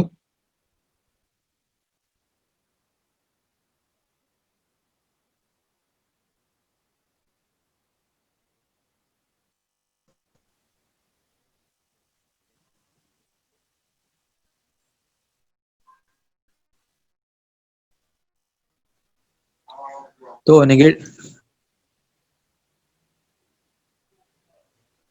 मैं कह रहा था नेगेटिव और पॉजिटिव दोनों आंसर हमारे आए। तो इसके बाद हमने ना एक ये बीच में लिखा हुआ है एन, ये रूट्स को रिप्रेजेंट करता है, तो इंटरवल हमने बना दिया कि -0.45 से शुरू होगा 1 तक के लिए, और हमने बोला कि हमारे रूट एग्जिस्ट करते हैं। अब इसकी जो आइटरेशन होती है, ये नंबरिंग होती है कि कितनी दफा हमने काम करा। तो अब इसमें ज्यादातर 7 आइटरेशन पर आंसर आ जाता है। तो पहली वैल्यू हमारी जो ए थी वो 0 थी, और बी 1, जो कि हमने अगर गिवन होगी तो लिखनी है, गिवन नहीं थी तो हमने खुद से लिख दिया, 0 1 से शुरू करा 1, और जब हमने 1 डाला तो आंसर है -0.45, तो एफ पी इक्वल टू -0.45। उसके बाद सी जो है ये हमने निकालना होता है ए बी का मीन, मतलब दोनों को ऐड करके डिवाइड बाय 2 करना होता है। तो सी हमने निकाला, 0 और 1 को ऐड करके 5 को हमने फंक्शन में पुट करा, फंक्शन जो हमारा cos x माइनस एक्स है इसके अंदर डाला, तो वैल्यू आई 0.3775। अब यहाँ पे जो a माइनस बी लिखा हुआ है इसका कोई काम नहीं है, ये ऐसे ही लिखा हुआ है, लेकिन यहाँ पे एक और लाइन लग सकती है जिसके अंदर हम बताएंगे कि हम लिमिट चेंज कर रहे हैं। अब लिमिट चेंज करने की लॉजिक ये है कि जो हमारे ऊपर की लॉजिक है ना, कि हमारा एक पॉजिटिव और एक, मतलब ये कि अभी तुम देखो एफ ए जो है हमारा वो 1 है, पॉजिटिव है, और एफ बी नेगेटिव है। तो जब हमारा पॉजिटिव, जब जब नेगेटिव है, तो हमारा फंक्शन एट सी जो है ना, हमने उसको देखना है। फंक्शन एट सी क्या है, पॉजिटिव आ रहा है, तो हमने रिप्लेस क्या करा, पॉजिटिव ही रिप्लेस करा इससे, ना क्या चाह रहे हो जो दोस्त? हमने रिप्लेस करा है।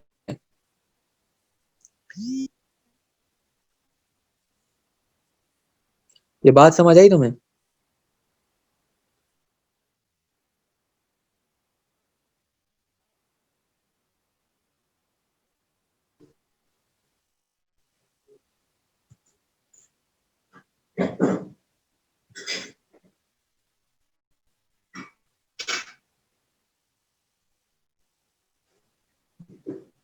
ये वाली बात समझ आई कि हमने किस तरीके से एफ ए को रिप्लेस कर दिया एफ सी से।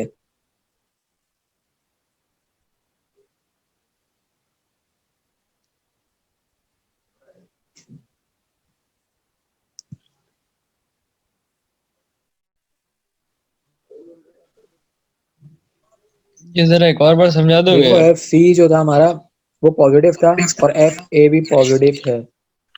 तो हमने करना ही होता है, जो हमारा पॉजिटिव है तो हमने पॉजिटिव को ही रिप्लेस करना। तो आगे चल के किया ये गया कि जो ए की वैल्यू थी उसकी जो 0 थी, 0 की जगह हमने एक ए को 0.5 कर दिया। क्यों कर दिया? क्योंकि हमने एफ सी को देखा कि एफ सी भी पॉजिटिव है, एफ ए भी पॉजिटिव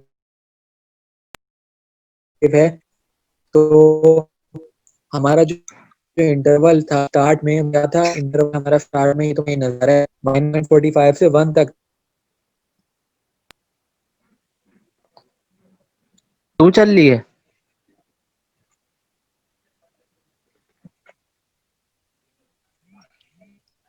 आते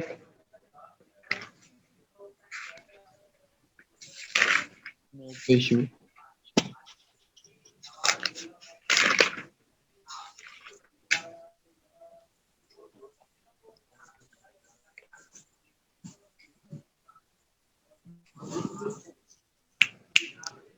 ये मैं बता रहा हूँ कि स्टार्ट तुम्हारा इंटरवल जो है वो है -0.45 से 1 तक। तो इस इंटरवल को देखना है। तो असल में बाइसेक्शन मेथड होता क्या होता ये है कि हमने रूट्स निकालने होते हैं। रूट्स जो होते हैं वो इस इंटरवल के दरमियान में होते हैं, तो ये कन्वर्ज होता जाता है। कन्वर्ज इस तरह होगा कि वैल्यू कम से कम होती जाएगी। अभी हमारा जो स्टार्ट था वो 0 से 1 था, लेकिन जो अगला स्टेप अगर आइटरेशन 2 पे गया तो ए की वैल्यू हमने 0.5 कर दी। और वो इसलिए करी क्योंकि फंक्शन जो था एफ सी जो आया था वो पॉजिटिव आया था, तो हमने ए को रिप्लेस करा, फंक्शन ए को। तो यहाँ पे एफ ए में वो सी वाली वैल्यू आ गई, और एफ बी की वैल्यू वही रही। और फिर जो सी की नई वैल्यू आई वो आई ए और बी का मीन। और इस बार 0.5 प्लस 1 डिवाइडेड बाई 2 करा तो 0.75 आया। 0.75 को हमने अपने फंक्शन में डाला, जो कि फंक्शन हमारा ये ऊपर लिखा हुआ है cos x माइनस एक्स, तो हमारी वैल्यू आई माइनस में। इस बार माइनस में आई तो हमने एफ बी को रिप्लेस करा एफ ए के बजाय। आतिफ ये लैब का 2 का कौन सा सवाल है? ये लैब 9 है। लैब 2 के अंदर बायसेक्शन नहीं था, तो बायसेक्शन मेथड पहला मेथड था, तो इस वजह से बायसेक्शन मेथड को पहले डिस्कस कर रहे हैं। चलो ठीक। तो ये बात मैं बता रहा था कि बायसेक्शन मेथड में कुछ भी नहीं है। तुम्हें जो फंक्शन दिया हुआ है उसको उसके अंदर पहले 0 1 डाला, और 0 1 डालने पे एक पॉजिटिव आनी चाहिए, एक नेगेटिव आनी चाहिए, तभी सवाल आगे सॉल्व होगा। और जो भी दो वैल्यूज आई वो हमारा इंटरवल बन जाएगा। जैसे इधर एक आई -0.45, एक 1 आई, तो ये हमारा इंटरवल बन गया। स्टार्ट हमने करा 0 1 से, फिर एफ निकाला, एफ बी निकाला, सी निकाला, और फंक्शन एट सी निकाला। अब यहाँ पे जो लास्ट कॉलम में ए माइनस बी, ये बनाने की जरूरत नहीं है। यहाँ पे कॉलम ये बनाया जा सकता है कि लिमिट हम क्या चेंज कर रहे हैं, मतलब हम ए और बी की वैल्यू में से किसको सी के बराबर ले रहे हैं। हर स्टेप में हमने ये जो लास्ट कॉलम है इसमें हमेशा लिखना होगा कि हम ए इक्वल टू सी कर रहे हैं या बी इक्वल टू सी कर रहे हैं। तो ए इक्वल टू सी या बी इक्वल टू सी एक चीज देख के होता है। वो क्या चीज है? वो ये चीज है कि अगर हमारा फंक्शन जो एफ सी आया है वो अगर पॉजिटिव आया है और हमारा इस साइड पे एफ ए पॉजिटिव है, तो ए इक्वल टू सी हो जाएगा। लेकिन अगर यहाँ पे एफ सी नेगेटिव आता और हमारा एफ बी नेगेटिव होता, तो फिर हमारा ए इक्वल टू बी हो जाता। तो सारे स्टेप्स में यही किया गया है, यही किया गया है। मतलब हर जगह पे हमने सिर्फ देखना है एफ सी की वैल्यू क्या आ रही है और उधर एफ ए और एफ बी पे वैल्यू क्या है, उस लिहाज से हमने अरेंज करके करते गए। और ये खत्म कैसे करना है, ये सवाल आएगा जहन में कि कब तक चलता रहा है और आंसर हमें कैसे मिला। खत्म यहाँ पे करना है कि जो हमारी वैल्यू आएगी ना एफ सी की, वो जब 10⁻³ दे दे तो उसके आगे एक स्टेप और करना होगा बस। 10⁻³ आई 6 स्टेप पे, तो हमने एक और स्टेप आगे करा, तो उसके बाद हमने रोक दिया। क्यों रोक दिया? क्योंकि दोबारा 10⁻³ आ रही है। हमारी ये जो एफ सी है वो एक्यूरेसी रिप्रेजेंट कर रही होती है। एक्यूरेसी जो है वो थर्ड डेसिमल प्लेस तक हम लेते हैं, उससे आगे नहीं लेते। और जो हमारा आंसर आया वो आया ए। ए को हमने देखना है, ए पे हमारी वैल्यू आई 0.734 तो ये हमारा आंसर हो गया। तो इतना छोटा मेथड है, इसमें कुछ भी नहीं है। ये जो आइटरेशन ली गई है ये सिर्फ उसको देख के ली गई है, एफ सी को देख के ली गई है। अच्छा इसमें आतिफ, ये पहले हम किसी कहाँ तक करें? ये हम मतलब करेंगे कहाँ तक, मतलब पावर 3 तक करेंगे या फिर एक्सीड भी कर सकती है थोड़ी? अगर सवाल के अंदर 10⁻⁴ लिखा हुआ आ गया तो 4 तक करोगे, अगर 3 आ गया 3 तक लिखोगे, अगर ये लिखा गया कि उसे 7th आइटरेशन करनी तो 7th ही करोगे। सवाल में इंस्ट्रक्शन गिवन होगी। लेकिन अगर कोई भी इंस्ट्रक्शन गिवन नहीं है तो तुमने 10⁻³ तक करना होगा। अच्छा सही। उसके बाद अगला मेथड है न्यूटन रैप्सन मेथड। तो इस मेथड के अंदर क्या करना है, पिछले वाले सवाल की तरह ही करना है। एक फंक्शन के अंदर एक बार 0 डालना है, एक बार 1 डालना है, दो वैल्यूज आ गई हमारी। और इस मेथड के अंदर हमें एक्स नॉट की वैल्यू गिवन होगी।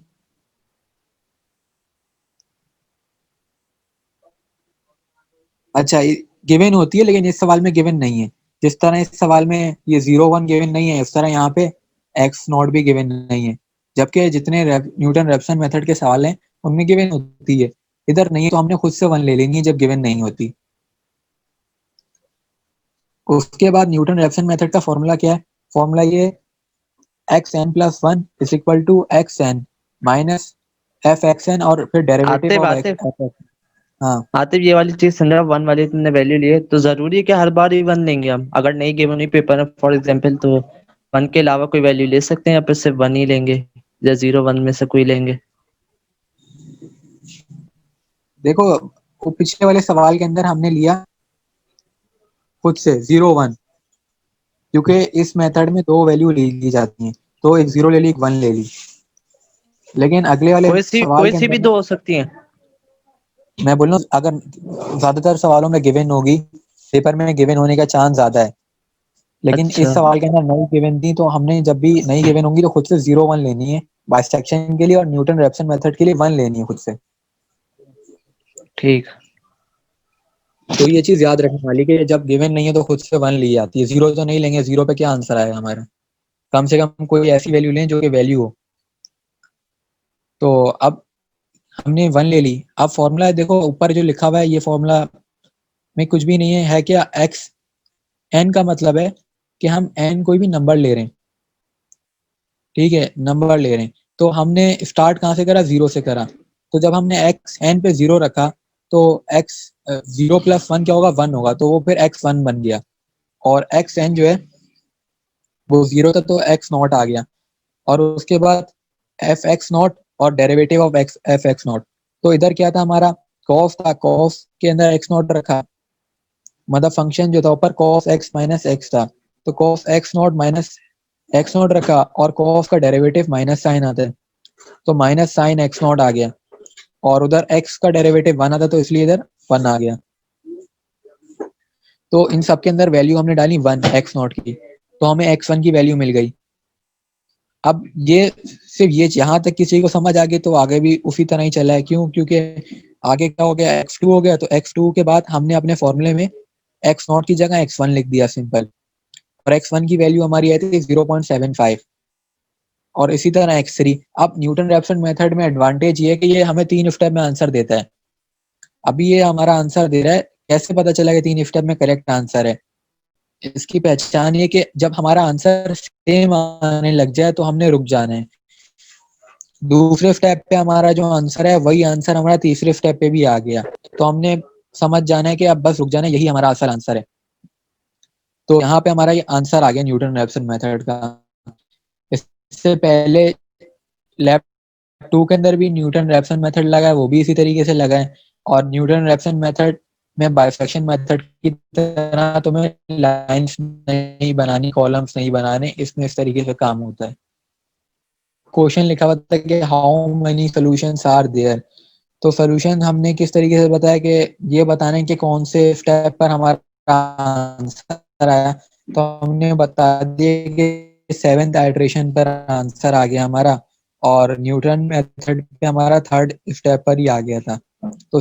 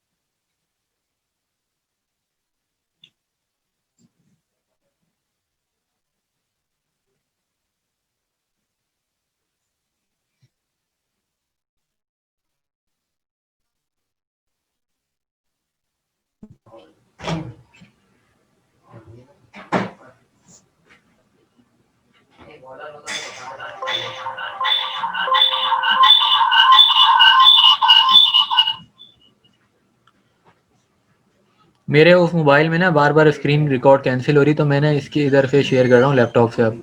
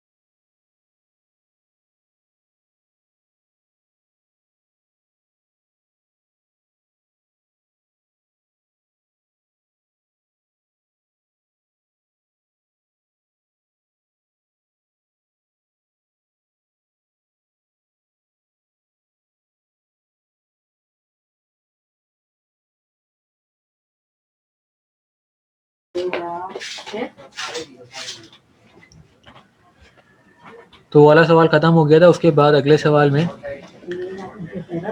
Sign x equal to cos x है।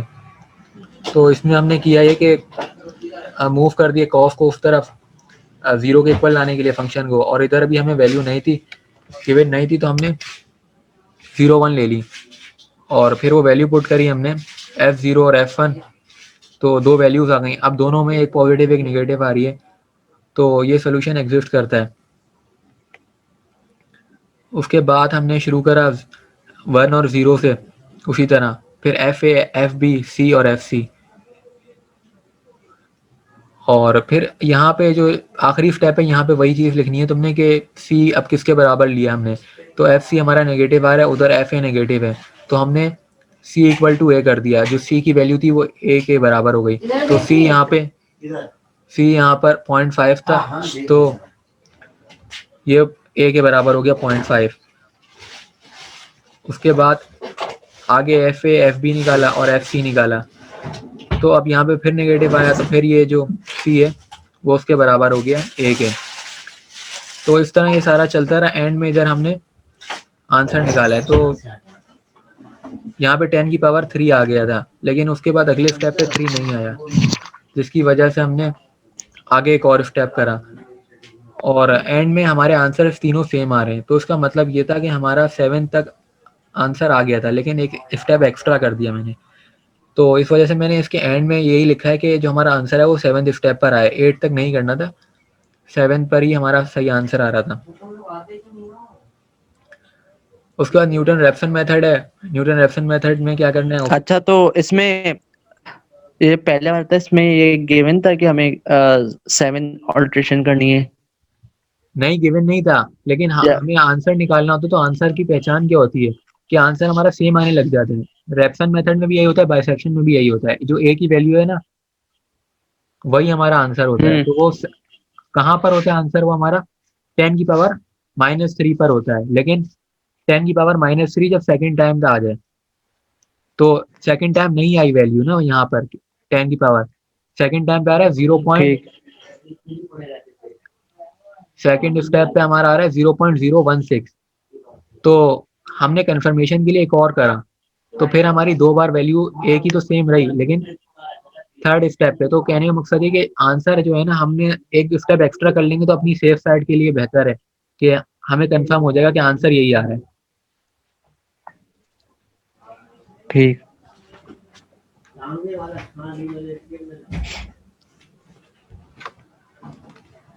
उसके बाद न्यूटन रैप्सन मेथड है। इसके अंदर उसी तरीके से किया गया है जिस तरह अभी पिछले वाले सवाल में किया गया था। तो जो हमारा फंक्शन है, सबसे पहले उसका डेरिवेटिव ले लेंगे। न्यूटन रैप्सन मेथड में जो फॉर्मूला है उसमें यही है कि फंक्शन है एक तरफ, उसके नीचे डिवाइड हो रहा है उसका डेरिवेटिव। तो डेरिवेटिव सबसे पहले हमने लेना है फंक्शन का अपना। तो फंक्शन हमारा था साइन माइनस कॉस एक्स। तो साइन का डेरिवेटिव कॉस होता है और कॉस का डेरिवेटिव माइनस साइन होता है। तो माइनस माइनस से प्लस साइन हो गया। उसके बाद f0 जो है, हमने साइन के उसमें साइन के उसमें 0 डाली वैल्यू, तो -1 आ रही है, और 1 डाली तो फिर 0.30 आ रही है। तो इधर भी हमारे रूट्स एग्जिस्ट करते हैं, क्योंकि एक माइनस का आ रहा है, एक प्लस का आ रहा है। और फिर हमने इंटरवल बता दिया, और स्टार्ट हमने x1 से करा, और x1 में क्या आता है, x0 minus function at x0 divided by derivative of that function at x0। तो ये वैल्यूज पुट करी। अब मैंने यहाँ पे इतनी ज़्यादा वैल्यूज लिखी हैं, तो कोई और चाहे तो डायरेक्ट कैलकुलेटर में डाल के लिख दे, लेकिन मैंने इसलिए करा कि दिखाने के लिए कि काम करे, स्टेप्स थोड़े लंबे लेके गया मैं, लेकिन ज़रूरी नहीं कि हर कोई करे इस तरह।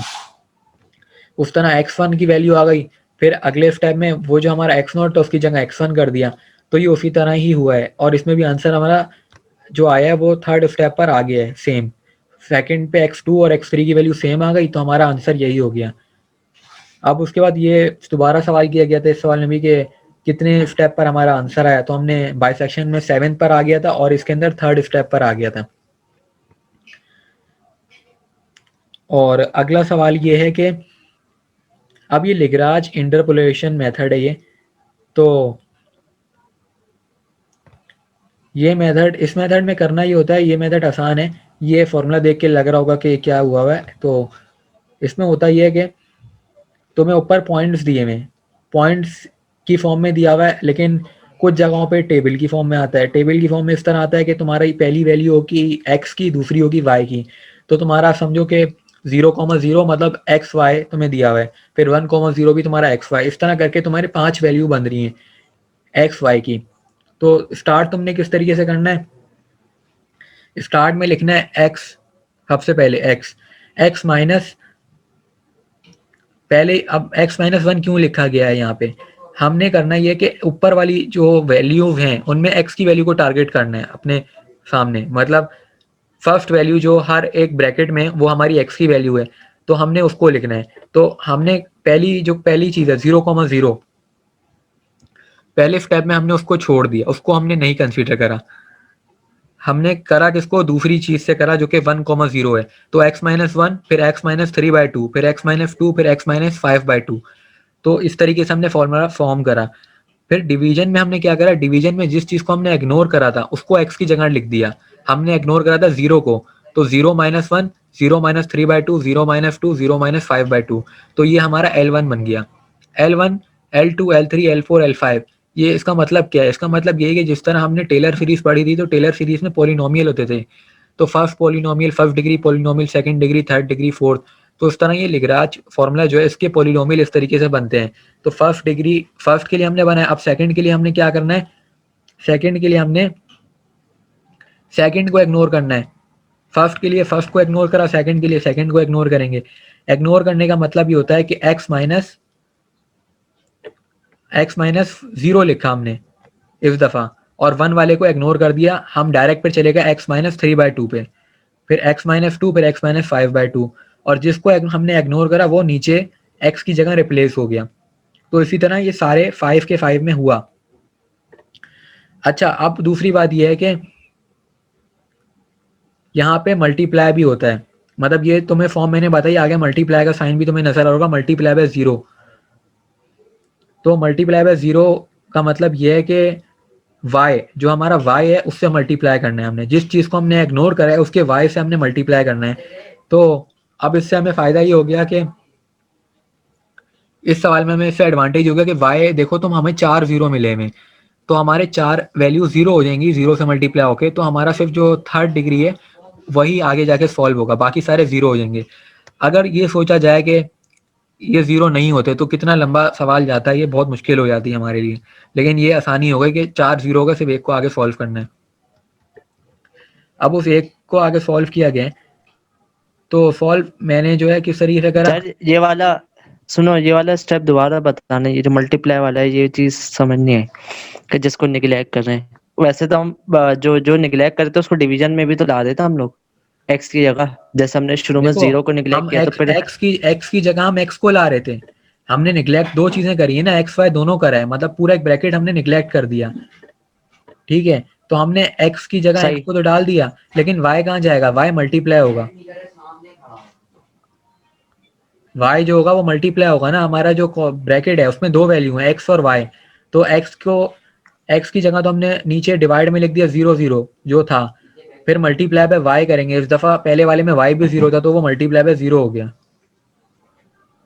सही है, दूसरे में भी 0 था हाँ, तो इसलिए 0 आ गया। तीसरे सही में है, 1 था समझ तो आ गया। इस तरीके से ये बहुत आसान फॉर्मूला है, तुम्हें ठीक है टेबल की ठीक फॉर्म है में भी मिलेगा, जैसे ही मिलेगा।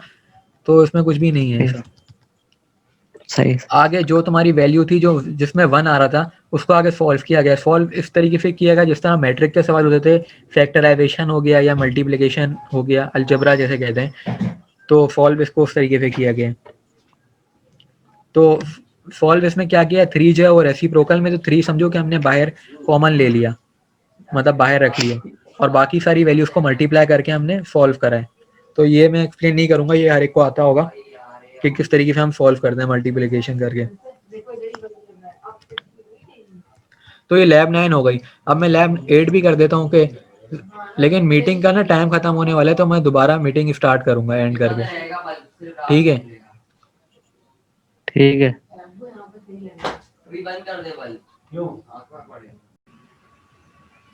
अच्छा, ये गॉस कोएफिशिएंट मेथड में हमें लिमिट गिवन होती है। अगर 1 और 0 होती तो हम डायरेक्ट कर देते हैं, लेकिन जब पाई और 0 है तो हमने इसको कन्वर्ट करना है लिमिट किस में कन्वर्ट करना है, -1 से -1। कोएफिशिएंट क्वाड्रेचर मेथड के अंदर हमें लिमिट होनी चाहिए 1 से -1, अगर नहीं है तो हमने कन्वर्ट करना है। अब कन्वर्जन के लिए करना क्या होता है, ये फॉर्मूला जो हुआ है ये डायरेक्ट फॉर्मूला पुट किया गया है, इसका एक फॉर्मूला है। अब फॉर्मूला क्या है, upper limit minus lower limit divided by 2। Upper limit pi था, लोअर लिमिट 0 था। Function upper limit minus lower limit divided by 2x और फिर upper limit minus lower limit divided by 2 dx। अब ये एक फॉर्मूला है, ये फॉर्मूला याद रखना है, इतना मुश्किल नहीं है। करना क्या है, दोनों लिमिट्स का मीन, फिर फंक्शन, दोनों लिमिट का मीन x और फिर प्लस दोनों लिमिट का मीन, इस तरह याद रख लेना चाहिए। और जो हमारी लिमिट है जो भी होगी वो कन्वर्ट हो जाएगी 1 और -1 में। पहला स्टेप तो ये करना है। पहला स्टेप ये है कि हमने नोटिस करना है कि लिमिट हमारी क्या है। अगर लिमिट हमारी 1 और -1 नहीं है, अपर लिमिट 1 होनी चाहिए, लोअर लिमिट -1 होनी चाहिए। अगर नहीं है तो हमने कन्वर्ट इस फॉर्मूले से करनी है। तो इस फॉर्मूले से हमने कन्वर्ट कर ली। आगे फिर ये पाई/2 जो है ये कांस्टेंट है, तो इंटीग्रेशन के हम बाहर ले गए इसको और ये हमारा एक फंक्शन बन गया। अब इसकी भी दो टाइप्स हैं कोएफिशिएंट क्वाड्रेचर मेथड के, एक है 2 पॉइंट मेथड और एक है 3 पॉइंट। 2 पॉइंट में क्या होगा और 3 पॉइंट में फ़र्क क्या है। तो सबसे पहला फ़र्क ये है कि तुम्हें जो वैल्यूज़ नज़र आ रही हैं C1 C2 X1 X2, ये वैल्यूज़ तुम्हें याद रखनी है। ये 2 पॉइंट की वैल्यूज़ हैं, 3 पॉइंट की अलग वैल्यूज़ होती हैं, उनको भी याद करना होगा। सवाल के अंदर गिवन होता है कि 2 पॉइंट से करो या 3 पॉइंट से करो, लेकिन अगर गिवन नहीं है तो तुम अपनी आसानी के लिए 2 पॉइंट से करना चाहिए, ताकि हमारे लिए आसानी हो जाए, हम लंबा काम नहीं करना चाहते। अच्छा, अब इसमें करना क्या होगा, करना ये है कि ये जो हमारा फंक्शन है ऊपर वाला वही फंक्शन हमने लिखा हुआ है और इस फंक्शन के अंदर हमने वैल्यूज पुट करनी है। वैल्यूज पुट किस तरह करनी है, फंक्शन से पहले C1 लगा दिया और फंक्शन के अंदर जो भी हमारा x था उसकी जगह x1 लिख दिया, और C1 और x1 हमारा कांस्टेंट है जो कि हमें याद करना है। इस तरह फिर 2 पॉइंट था ना ये, तो 2 पॉइंट में क्या आसानी हो गई, हमने इसी तरह एक बार C1 और x1 लिखा, एक बार C2 और x2 लिखा। अगर ये 3 पॉइंट होता तो हम C3 और x3 लिख देते। 3 पॉइंट में हमें क्या मसला होता, हमें 3 वैल्यूज याद करनी पड़ती, याद तो पेपर के लिए करनी है लेकिन मेथड भी लंबा हो जाता। तो वो सारी वैल्यूज पुट करी हमने, बाकी सारा काम कैलकुलेटर से हुआ है। और इसमें एक बात याद रखनी कि मॉड रेडियन रख के करना है, डिग्री में आंसर गलत आ जाता है। तो बाकी सारा काम कैलकुलेटर का है। तो गॉस क्वाड्रेचर मेथड इतना सिंपल है कि तुमने सबसे पहले लिमिट नोटिस करनी है। लिमिट अगर 1 और -1 नहीं है तो कन्वर्ट करना है इस फॉर्मूले से। फॉर्मूले में कन्वर्जन होती है mean of the limit, function mean of the limit x, फिर mean plus mean of the limit. Mean में इसलिए बोल रहा हूँ क्योंकि किसी भी चीज़ को हम ऐड करते हैं डिवाइडेड बाय 2 करते हैं, लेकिन इधर सब्ट्रैक्ट हुआ गया है तो हुआ हुआ है। तो बस ये चीज़ याद रखनी है कि इधर मीन जो है उसका मतलब है कि सब्ट्रैक्ट करके हमने डिवाइड बाय 2 करना है। ये याद रखने के लिए आसानी के लिए मैंने मीन बोला, लेकिन मीन में ऐड होता है। और हमने फिर कन्वर्ट हो गई हमारी लिमिट, और फिर 2 पॉइंट था तो 2 पॉइंट की कांस्टेंट वैल्यूज हमने लिखी, और जो भी हमारा फंक्शन बना था ऊपर उसी फंक्शन से हमने मल्टीप्लाई करा C1 और दूसरे में C2, और x1 जो होगा हमारा फंक्शन में उसकी जगह हमने x1 x2 लिखना है जो कि कांस्टेंट, और बाकी सारी वैल्यू कैलकुलेटर में डालनी है और आंसर आने।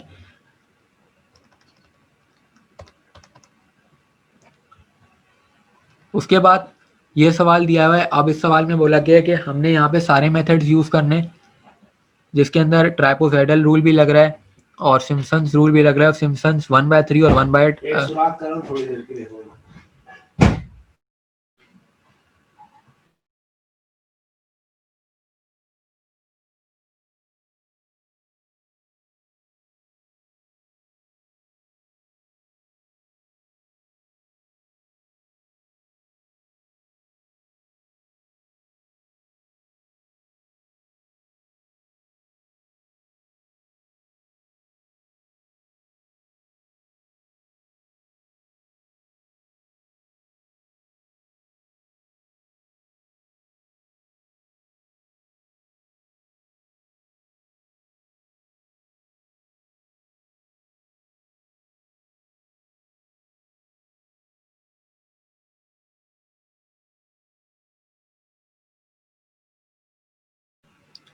तो अब ट्राइपोसाइडल रूल जो है इसमें जो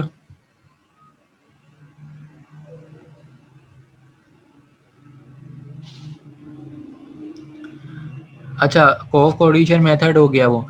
तो अब ट्रैपोसॉइडल रूल है। अब मैं एक बात ये बता रहा हूँ कि ये जो अभी लैब जितनी हो रही हैं, इनमें जितने मेथड लगे हैं, ये पिछली लैब्स में भी लगे हैं, तो ये लैब्स अगर किसी को आ रही हैं तो उसका मतलब है कि उसका एनए कंप्लीट होने के बहुत करीब है, क्योंकि एनए के अंदर कुछ भी नहीं था, सिर्फ बाइसेक्शन मेथड और Raphson method, false position method और एक मेथड और है, वो किसी और दिन हो जाएगा। बाकी गॉस कोएडिशन मेथड था, ट्रैपोसॉइडल रूल, सिम्पसन रूल, सिम्पसन्स के 2 रूल हैं ये, बाकी और कुछ भी नहीं था। और इसके अलावा न्यूटन इंटरपोलेशन वाला है, forward difference, backward difference. Topic इतने नहीं है, बस ये कि प्रैक्टिस की रिक्वायरमेंट है। तो इस सवाल के अंदर ये बात की जा रही है कि हमें फंक्शन दिया हुआ है, फंक्शन क्या दिया हुआ है, 4, अपर लिमिट लोअर लिमिट -4 और 1/1 + x² दिया है। अब ट्रैपोसॉइडल रूल और सिम्पसन्स रूल, अब ये सारे रूल 3 रूल क्यों हैं? सबसे पहला सवाल ये आएगा हर एक के जहन में कि ये रूल्स 3 क्यों हैं? ये देखो, जैसे इधर सिम्पसन्स 3/8 लिखा हुआ है और उधर 1/3 लिखा हुआ है और एक ट्रैपोसॉइडल है। ये 3 रूल क्यों हैं? इन 3 रूल होने की वजह है कि ट्रैपोसॉइडल रूल जो है एक ऐसा रूल है कि जिसके अंदर हम इवन और ऑड हर किस्म के नंबर को डील कर सकते हैं। मतलब ये कि यहाँ पे ये जो h है, ये h है लिमिट हमारी जो भी है, अपर लिमिट और लोअर लिमिट, इनको माइनस करना होता है। Upper limit minus lower limit, लेकिन लोअर लिमिट माइनस में थी तो इसलिए प्लस में हो गई, और इसको डिवाइडेड बाय करा है 6 का, यहाँ पे 6 है, ये 6n है। n का मतलब ये कि किसी भी चीज़ को हम कितने हिस्सों में डिवाइड करना चाहते हैं। हम यहाँ पे इसको 6 हिस्सों में डिवाइड करना चाहते हैं। अब 6 हिस्सों में डिवाइड करने की वजह ये है कि 6 एक ऐसा नंबर है जिस पे सारे रूल लग जाते हैं। मतलब ट्रैपोसॉइडल रूल जो है वो तो हर किसी पे लग जाता है, लेकिन सिम्पसन्स के जो 2 रूल हैं उनमें कुछ कंडीशंस हैं कि वो सब पे नहीं लगता।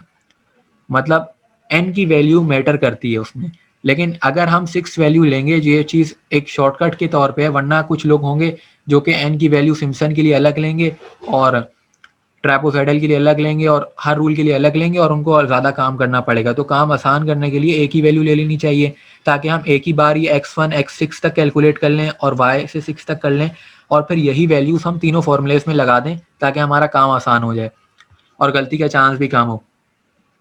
तो 6 वैल्यू जो है ट्रैपोसॉइडल पे तो कुछ भी वर्क करेगा, तो हमने 6 वैल्यू ली। अब आगे हुआ ये कि जो हमारा वैल्यू आई 4/3 वैल्यू आई हमारी, तो 4/3 का मतलब क्या है? 4/3 का मतलब है कि हमारी जो लिमिट है इसके हम 6 हिस्से बनाना चाहते हैं, तो हर हिस्से जो भी एक हिस्सा होगा उसकी अंदर जो डिफरेंस होगा वो होगा 4/3 का। अब हमारा जो शुरुआत है वो हो रहा है -4 से, तो -4 हमारा है x0, क्योंकि लोअर लिमिट हमारी -4 है। उसके बाद इस -4 में हम ऐड करेंगे जो भी हमारा डिफरेंस था, डिफरेंस हमारा था 4/3 का। कोई भी अपने पास अगर कैलकुलेटर रखता है तो ऐड करके देख ले, तो -8/3 आएगा अगर हम -4 में ऐड करेंगे 4/3 को। इसी तरह हम हर वैल्यू में ऐड करते चले जाएंगे, एट द एंड हमारा आंसर आएगा, लास्ट जो है वो 4th आ जाएगा, क्योंकि ये हमने कैलकुलेशन करी थी कि हम इस लिमिट को 6 हिस्सों में डिवाइड करना चाहते हैं, तो और हर हिस्से की वैल्यू क्या होगी या डिफरेंस क्या होगा, वो डिफरेंस 4/3 था। और जब हम ऐड करते चले गए -4 से, तो एट द एंड 4 आएगा। तो ये सारी वैल्यूज हमने जनरेट कर दी। ये y की वैल्यूज किस तरह से आ रही है? y की वैल्यूज इस तरह से आई, जो भी हमारा फंक्शन था, फंक्शन हमारा क्या था 1/1/x², इसके अंदर हमने वैल्यूज डाली x की लाइन से, तो लाइन से हमारी y की सारी वैल्यूज आ गई। मतलब लिमिट वगैरह सब कुछ अप्लाई करने के बाद फिर आई है? लिमिट नहीं अप्लाई करी, लिमिट के अलावा जो भी वैल्यू लिखी हुई है ना उधर 1/1 + x², इसके अंदर हमने सिंपल x की वैल्यू डाली है। अच्छा ठीक। लिमिट को तो हमने खत्म करा ना। लिमिट को खत्म कैसे करा? हमने लिमिट को डिवाइड कर दिया इतने हिस्सों में, तभी इतनी ज्यादा वैल्यूज हो गई ना। लिमिट को हमने 6 हिस्सों में डिवाइड करा है, h जो है उसमें लिमिट ही तो थी +4 और -4, अब वो माइनस था पहले से, तो इसलिए माइनस माइनस प्लस हो गया। तो ट्रैपोसॉइडल रूल, सिम्पसन्स रूल और जितने भी रूल हैं उन सब में काम यही करना है, पहला काम। अब मैं ये बोलता हूँ कि 6 ये याद रख लो कि भाई 6 करोगे तो गलत हो ही नहीं सकता, क्योंकि 6 सारे नंबरों पे, सारे रूल पे चल जाता है, वरना गलत हो जाएगा काम अगर हम कोई और नंबर लगाते हैं। तो उसके बाद आगे ट्रैपोसॉइडल रूल का फॉर्मूला जो है बहुत आसान फॉर्मूला है। इस फॉर्मूले में क्या है, जो हमारा सवाल था लिमिट वाला, वो सवाल हमने यहाँ उतारा। अब ये सवाल के आगे जो ये फॉर्मूला है, फॉर्मूला के h क्या था? h का मतलब जो हमने डिफरेंस लिया था वो हमारा था 4/3, और फर्स्ट वैल्यू और लास्ट वैल्यू का मीन। फर्स्ट वैल्यू क्या थी हमारी, वो y0 थी, लास्ट वैल्यू y6 थी। इन दोनों को प्लस करके डिवाइड बाय 2 कर दिया और बकिया जितनी भी वैल्यूज थी उन सबको ऐड कर दिया। ये सिंपल फॉर्मूला है ट्रेपेजॉइडल रूल का और सारी वैल्यू कैलकुलेटर से आई है। तो ट्रेपेजॉइडल रूल यहाँ पे खत्म हो गया। अब उसके बाद है अगला रूल, सिम्पसन्स 1/3 रूल। 1/3 रूल में का फॉर्मूला जो है, फॉर्मूला ये है कि h/3 क्यों आया, क्योंकि 1/3 था। वो वहां से 3 याद रखना है कि जब 1/3 है तो h के नीचे 3 आएगा। ऊपर वाले ट्रेपेजॉइडल रूल में h था खाली, लेकिन इधर 1/3 है तो h के नीचे 1 आ गया। और क्या करा इधर हमने, y plus first value plus last value, लेकिन इधर हमने डिवाइडेड बाय 2 नहीं करा, इधर हमने सिर्फ ऐड करा है फर्स्ट और लास्ट को। उसके बाद हमने क्या करा, हमने 4 लिखा, 4 लिखने के बाद ब्रैकेट लगाया। ब्रैकेट के अंदर वैल्यूज नहीं लिखनी हमने पहले। क्यों नहीं लिखनी, क्योंकि ये एक शॉर्टकट में बता रहा हूँ। अब और लोग जिस तरीके से फॉर्मूला याद रखते हैं वो उनको पता है, मैंने जिस तरीके से याद रखा है वो मैं बता रहा हूँ। वो ये टेक्निक है कि हमने पिछले वाले सवाल में तो h लिखा था और फर्स्ट और लास्ट का मीन निकाला था। इधर 1/3 है तो 3 आ गया पहले और 2 नहीं लिखा, क्योंकि हम पहली 3 एक बार लिख चुके हैं, इतना हमने डिवाइड नहीं करना होता। उसके बाद 4 लिखा और फिर हमने ब्रैकेट खाली छोड़ दिया और फिर 2 लिखा। और 2 के साथ हमने क्या लिखा, 2 के मल्टीपल इस नंबर लिखे। 2 के मल्टीपल क्या होते हैं, 2 होता है, 4 होता है, 6 होता है, लेकिन 6 स्टार्ट में आ चुका है एक बार, इसलिए हमने 6 नहीं लिखा लास्ट वाले में। और बकिया जितने नंबर बचे वो हमने 4 के साथ लिख दिए। तो ये टेक्निक आसान है, इसमें गलती का चांस नहीं है, वरना कोई और किसी और तरीके से करेगा वो गलती कर देगा। मतलब 2 लिखना है, 4 लिखना है, 4 के साथ जगह छोड़ देनी है और 2 के जितने भी मल्टीपल हैं वो 2 के साथ आएंगे और बकिया जितने बचेंगे वो 4 के साथ आएंगे और बाकी फॉर्मूला जितनी कैलकुलेशन है वो कैलकुलेटर से होगी। तो सिम्पसन्स 1/3। अच्छा, मतलब हम लोग y6 रख सकते थे ना यहाँ पे, या फिर y6 उसके y0 के साथ ही ऐड होगा? देखो y6 रख सकते थे अगर हमारा इंटरवल 8 तक जाता। अगर हमारी लास्ट वैल्यू कुछ और होती, 6 नहीं होती, तो हम रख देते। लास्ट वैल्यू तो फर्स्ट वैल्यू के साथ ही ऐड होती। ठीक। तो सिम्पसन्स 1/3 रूल भी हो गया। तो उसके बाद सिम्पसन्स 3/8 रूल है। सिम्पसन्स 3/8 रूल में क्या है, 3/8 आ गया। जिस तरह उधर 1/3 आ गया था h के साथ, इधर 3/8 आ गया। और 3/8 आ गया तो इसलिए फर्स्ट और लास्ट को हमने डिवाइडेड बाय 2 नहीं करा, वैसे ही लिखा। अब इसकी टेक्निक क्या है, इसकी टेक्निक भी वही मैं बता देता हूँ क्या है। इसकी टेक्निक में तुमने करना ये है कि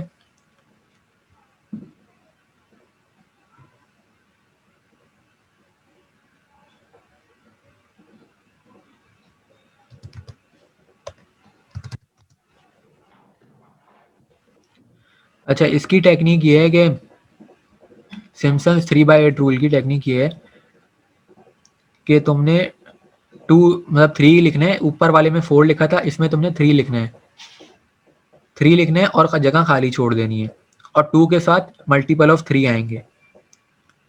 ठीक है, मल्टीपल ऑफ 3, इधर मल्टीपल ऑफ 3 एक था तो फिर y3 है, बकिया बचे हुए नंबर 3 के साथ आ गए। तो सिम्पसन 3/8 रूल भी हो गया। अब मैं एक बार रिकॉल करा देता हूँ कि क्या बात हुई इन रूल्स के बारे में।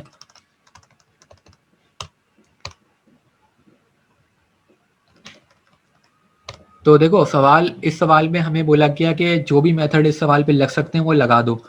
तो हमने जब सारे मेथड लगाने तो हमने h की वैल्यू ऐसी लेनी है, मतलब h को ऐसे नंबर से डिवाइड करना है जो कि सारे मेथड एक्सेप्ट कर सकते हैं। तो 6 ऐसा नंबर है जो कि सारे मेथड पे लगता है, तो हमने 6 से डिवाइड करा। किसको, लिमिट्स को। अपर limit minus lower limit divided bye n क्या है, 6 है हमारा। और फिर ये जो वैल्यू है वो 4/3 आई। 4/3 मतलब हमने एक डिफरेंस निकाल लिया कि अगर हम -4 से शुरू करें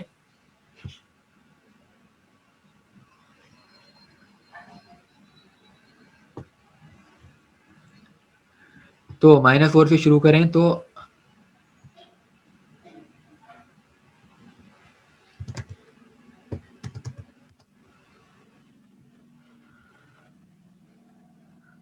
ये +4 तक जाएगा, हम ऐड करते चलेगा और फिर वही वैल्यू पुट करी हमने उधर, तो y फंक्शन के अंदर, तो हमें y मिला। अब ये जो फॉर्मूला ट्रेपेजॉइडल रूल का, इसमें हमने h लिखा, फिर फर्स्ट और लास्ट को ऐड करा, डिवाइडेड बाय 2 करा और बाकी जितने नंबर बचे उनको हमने ऐड कर दिया। तो ये सिंपल फॉर्मूला है कि फर्स्ट और लास्ट का मीन और बाकी सारी चीज़ें अलग, और यहाँ पे सिंपल h। और सिम्पसन्स 1/3 में फ़र्क क्या है, यहाँ पे h/3 आ जाता है, फर्स्ट और लास्ट ऐड होता है लेकिन डिवाइडेड बाय 2 नहीं होता। फिर हमने 4 लिखना है और फिर हमने जगह छोड़ के 2 के साथ मल्टीपल ऑफ 2 लिखने, और जितने बचे फिर वो हमने यहाँ पे लिख देने 4 के साथ। और फिर उसके बाद सिम्पसन्स 3/8 के अंदर क्या करना है, 3/8 आ जाएगा h के साथ, और y0 प्लस मतलब फर्स्ट और लास्ट को ऐड करना है, और उसके बाद 3 लिखने हैं और फिर जगह छोड़नी है, और फिर 2 और 2 के साथ मल्टीपल ऑफ 3। और उसके बाद हमने क्या करना है, बकिया जितने नंबर बचे वो।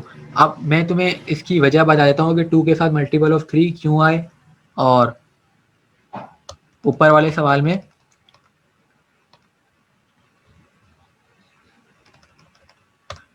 हाँ इधर मल्टीपल ऑफ 2 क्यों आए 2 के साथ, और उधर मल्टीपल ऑफ 3 क्यों आए। तो देखो सिम्पसन्स 1/3 जो है ये ऐसा रूल है जिसके अंदर जो हमारा n है वो मल्टीपल ऑफ 2 होना चाहिए। ठीक है, मतलब मल्टीपल ऑफ 2 से मतलब ये कि अगर हम n यहाँ 2 रखेंगे तो वर्क हो जाएगा हमारा, 3 रखेंगे तो नहीं होगा, और अगर 6 रखेंगे तब तो हो जाएगा। और सिम्पसन्स 3/8 में सिर्फ मल्टीपल ऑफ 3 पे रूल लगता है, मतलब n की वैल्यू हमने मल्टीपल ऑफ 3 में रखनी है। तो यहाँ पे अगर हम 2 रखें सिम्पसन्स 3/8 में तो हमारा सोल्यूशन नहीं हो सकता, तो यहाँ 3 रखेंगे तो हो जाएगा, लेकिन फिर सिम्पसन्स 1/3 में नहीं होगा। तो 6 एक ऐसा नंबर है जो कि सारे रूल्स में लग जाता है, ये बात याद रख लो तो गलती नहीं होगी, वरना तुम्हारे आधे नंबर मिलेंगे, कहीं ना कहीं गलती हो जाएगी। तो हमेशा 6 यूज करना, मेरा यही मशवरा है हर एक को कि जब भी ये सवाल है तो जो n होगा ना हमारा, हमें हमेशा एक काम करना होगा, वो क्या होगा, अपर limit minus lower limit divided bye n। n यहाँ 6 लेना, 6 लोगे तो सारे रूल्स में वैल्यूज लग जाएंगी। और ये x0 मैंने बता दिया, y0 बता दिया, तो ये सवाल एक तरीके से हो गया। अब इसमें एंड में पूछा गया कि हमारा जो मेथड है कौन सा बेहतर है। तो देखो इस मेथड को, अगर ये जो वैल्यू है हमारा, इसको हमने कैलकुलेटर से या हम खुद भी इंटीग्रेट करें तो वैल्यू आ रही है 2.65 आ रही है, और ट्रैपोज़ाइडल रूल की सबसे क्लोज आ रही है, क्योंकि देखा जाए ट्रैपोज़ाइडल रूल की आ रही है 2.7, और सिम्पसन 1/3 की आ रही है 2.9, और इसकी आ रही है 3/8 की 2.5। तो कोई भी मेथड एग्जैक्ट वैल्यू तो नहीं बता रहा, लेकिन क्लोज जो आ रही है वो ट्रैपोज़ाइडल रूल की आ रही है। वो कैसे क्लोज आ रही है, क्योंकि हम यहाँ अगर राउंड ऑफ कर लें एक्चुअल वैल्यू को तो वो 7 हो जाएगी, 2.7। ठीक है, 2.65 को राउंड ऑफ करेंगे तो 2.7 हो जाएगी, और ट्रैपोज़ाइडल रूल की हमारी 2.7 आ रही है। तो ट्रैपोज़ाइडल रूल जो है वो मोस्ट एफिशिएंट है, जो कि हमें बहुत क्लोज आंसर देता है, बाकी मेथड नहीं देते। तो लैब 8 भी हो गई।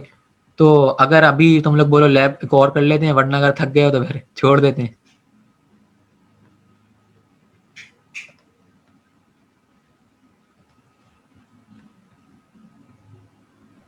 बाकी कल ही करते हैं आतिफ।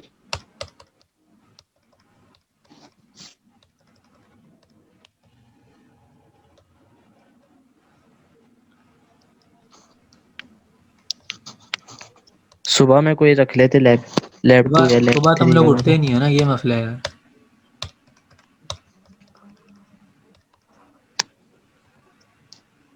वो अभी 1-2 दिन में हुआ है ना सर, यार तुम्हें तो हफ्ते से थका हुआ आया था ना। मैं कह रहा हूँ, हफ्ते से तुम्हें यही बोलता हूँ कि उठ जाओ उठ जाओ। शुरू की लैब करी तो थी हमने।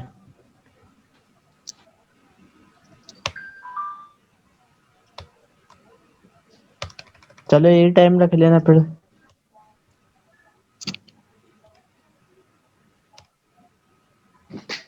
बल्कि एक काम कल दोपहर का रख लो। मैं ये बोल रहा हूँ अभी फ्लो में आ गए हो तो अभी अगर कंटिन्यू रखो तो फायदा है, तुम लोग को चीज़ें अगर समझ आ रही हैं। अगर माइंड नहीं चल रहा तो फिर तो मैं बोलूँगा कि नहीं करो, लेकिन अगर चीज़ें अब तक आ रही हैं समझ तो आगे भी आ जाएंगी। ये वाला तो तक तो आ गया, बाकी कल हो जाएगा। इससे इंटरलिंक तो नहीं है ना बाकी लैब्स? ये सारी लैब्स अलग हैं एक दूसरे पे।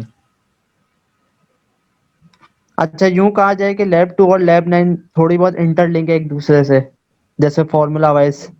देखो लैब 2 और लैब 9 तो रिपीट हुई है, उसमें तो कोई शक नहीं है। अच्छा वो एक ही लैब बार दूसरी दफ़ा थी, बस सवाल चेंज करा है। और लैब 8 भी रिपीट हुई है, तो कुछ चीज़ें रिपीट उन्होंने करी ताकि हमारी प्रैक्टिस हो जाए, लेकिन बाकी लैब्स नहीं है। और एन ए का सिलेबस कुछ भी नहीं है। अभी तुम लोगों ने 1 घंटे के अंदर 50% सिलेबस कर लिए, 50% अभी हो गया। अब एक और क्लास होगी, एन ए कम्प्लीट हो जाएगी, बाकी प्रैक्टिस करनी है, एन ए हो गया। एन ए कुछ भी नहीं था भाई, वो सिर्फ इसलिए मुश्किल हो गई थी टीचर ने पढ़ाया नहीं था सही। मतलब हमें समझ नहीं आ रहा था। यही है भाई, 50% हम 80-90% तैयारी करके आए, पेपर का कुछ पता नहीं होता, डर इस बात का होता है। हाँ ये एक दिन है, एक और दिन एनए कर लेंगे जिसमें कंप्लीट हो जाएगी एनए, तो उसके बाद एसएम के ऊपर आ जाएंगे। एसएम जो है वो काफ़ी ज़्यादा पास पेपर जो सर ने दिया, एक सैम्पल पेपर जो कि हमें नहीं आता, वो करना है अभी। तो तो ऐसे में तो कुछ भी नहीं आता फिर तो पास पेपर क्या रहेगा।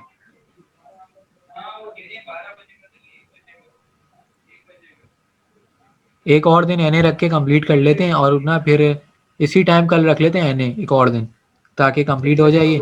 और फिर बाकी एक दिन तुम लोग प्रैक्टिस का ले लो, और फिर एक दिन मुझे भी चाहिए होगा एसएम पढ़ने के लिए, कि एसएम जो है मेरी अभी कंप्लीट नहीं हुई। तो मैं फिर क्या कहते हैं, कल एक क्लास रख लेते हैं, उसके बाद एक दिन छोड़ के एसएम शुरू करते हैं, और एसएम भी 2 दिन में ख़त्म हो जाएगी। एसएम भी इतना मुश्किल नहीं है, उसमें भी 2 से 3 टॉपिक्स हैं। और डेमोग्राफी तो मनाम को पहले ही ख़त्म करा दी थी, लेकिन एक डेमोग्राफी की भी रिकॉलिंग करने के लिए करनी पड़ेगी क्लास।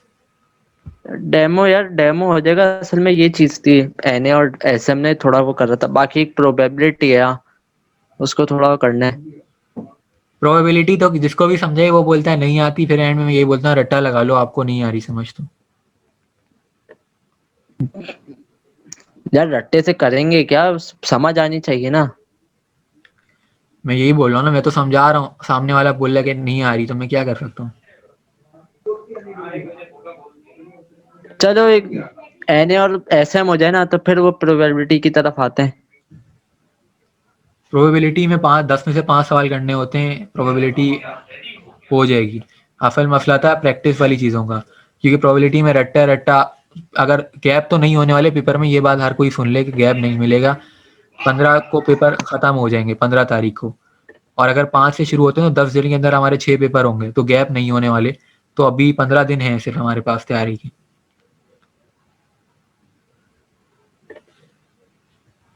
अच्छा कल दोपहर में रख लो, 3:30-4 बजे करीब ना।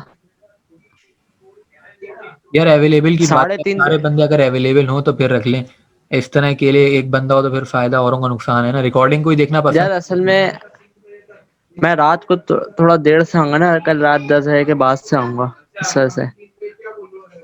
चलो दोपहर में देखते हैं, अगर अगर सब अवेलेबल हुए तो दोपहर में रख लेंगे। ठीक है। सही है।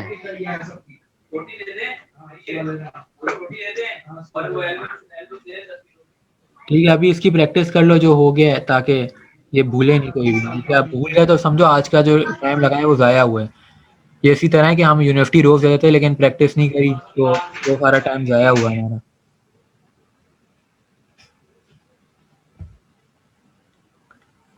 ठीक है इंशाल्लाह।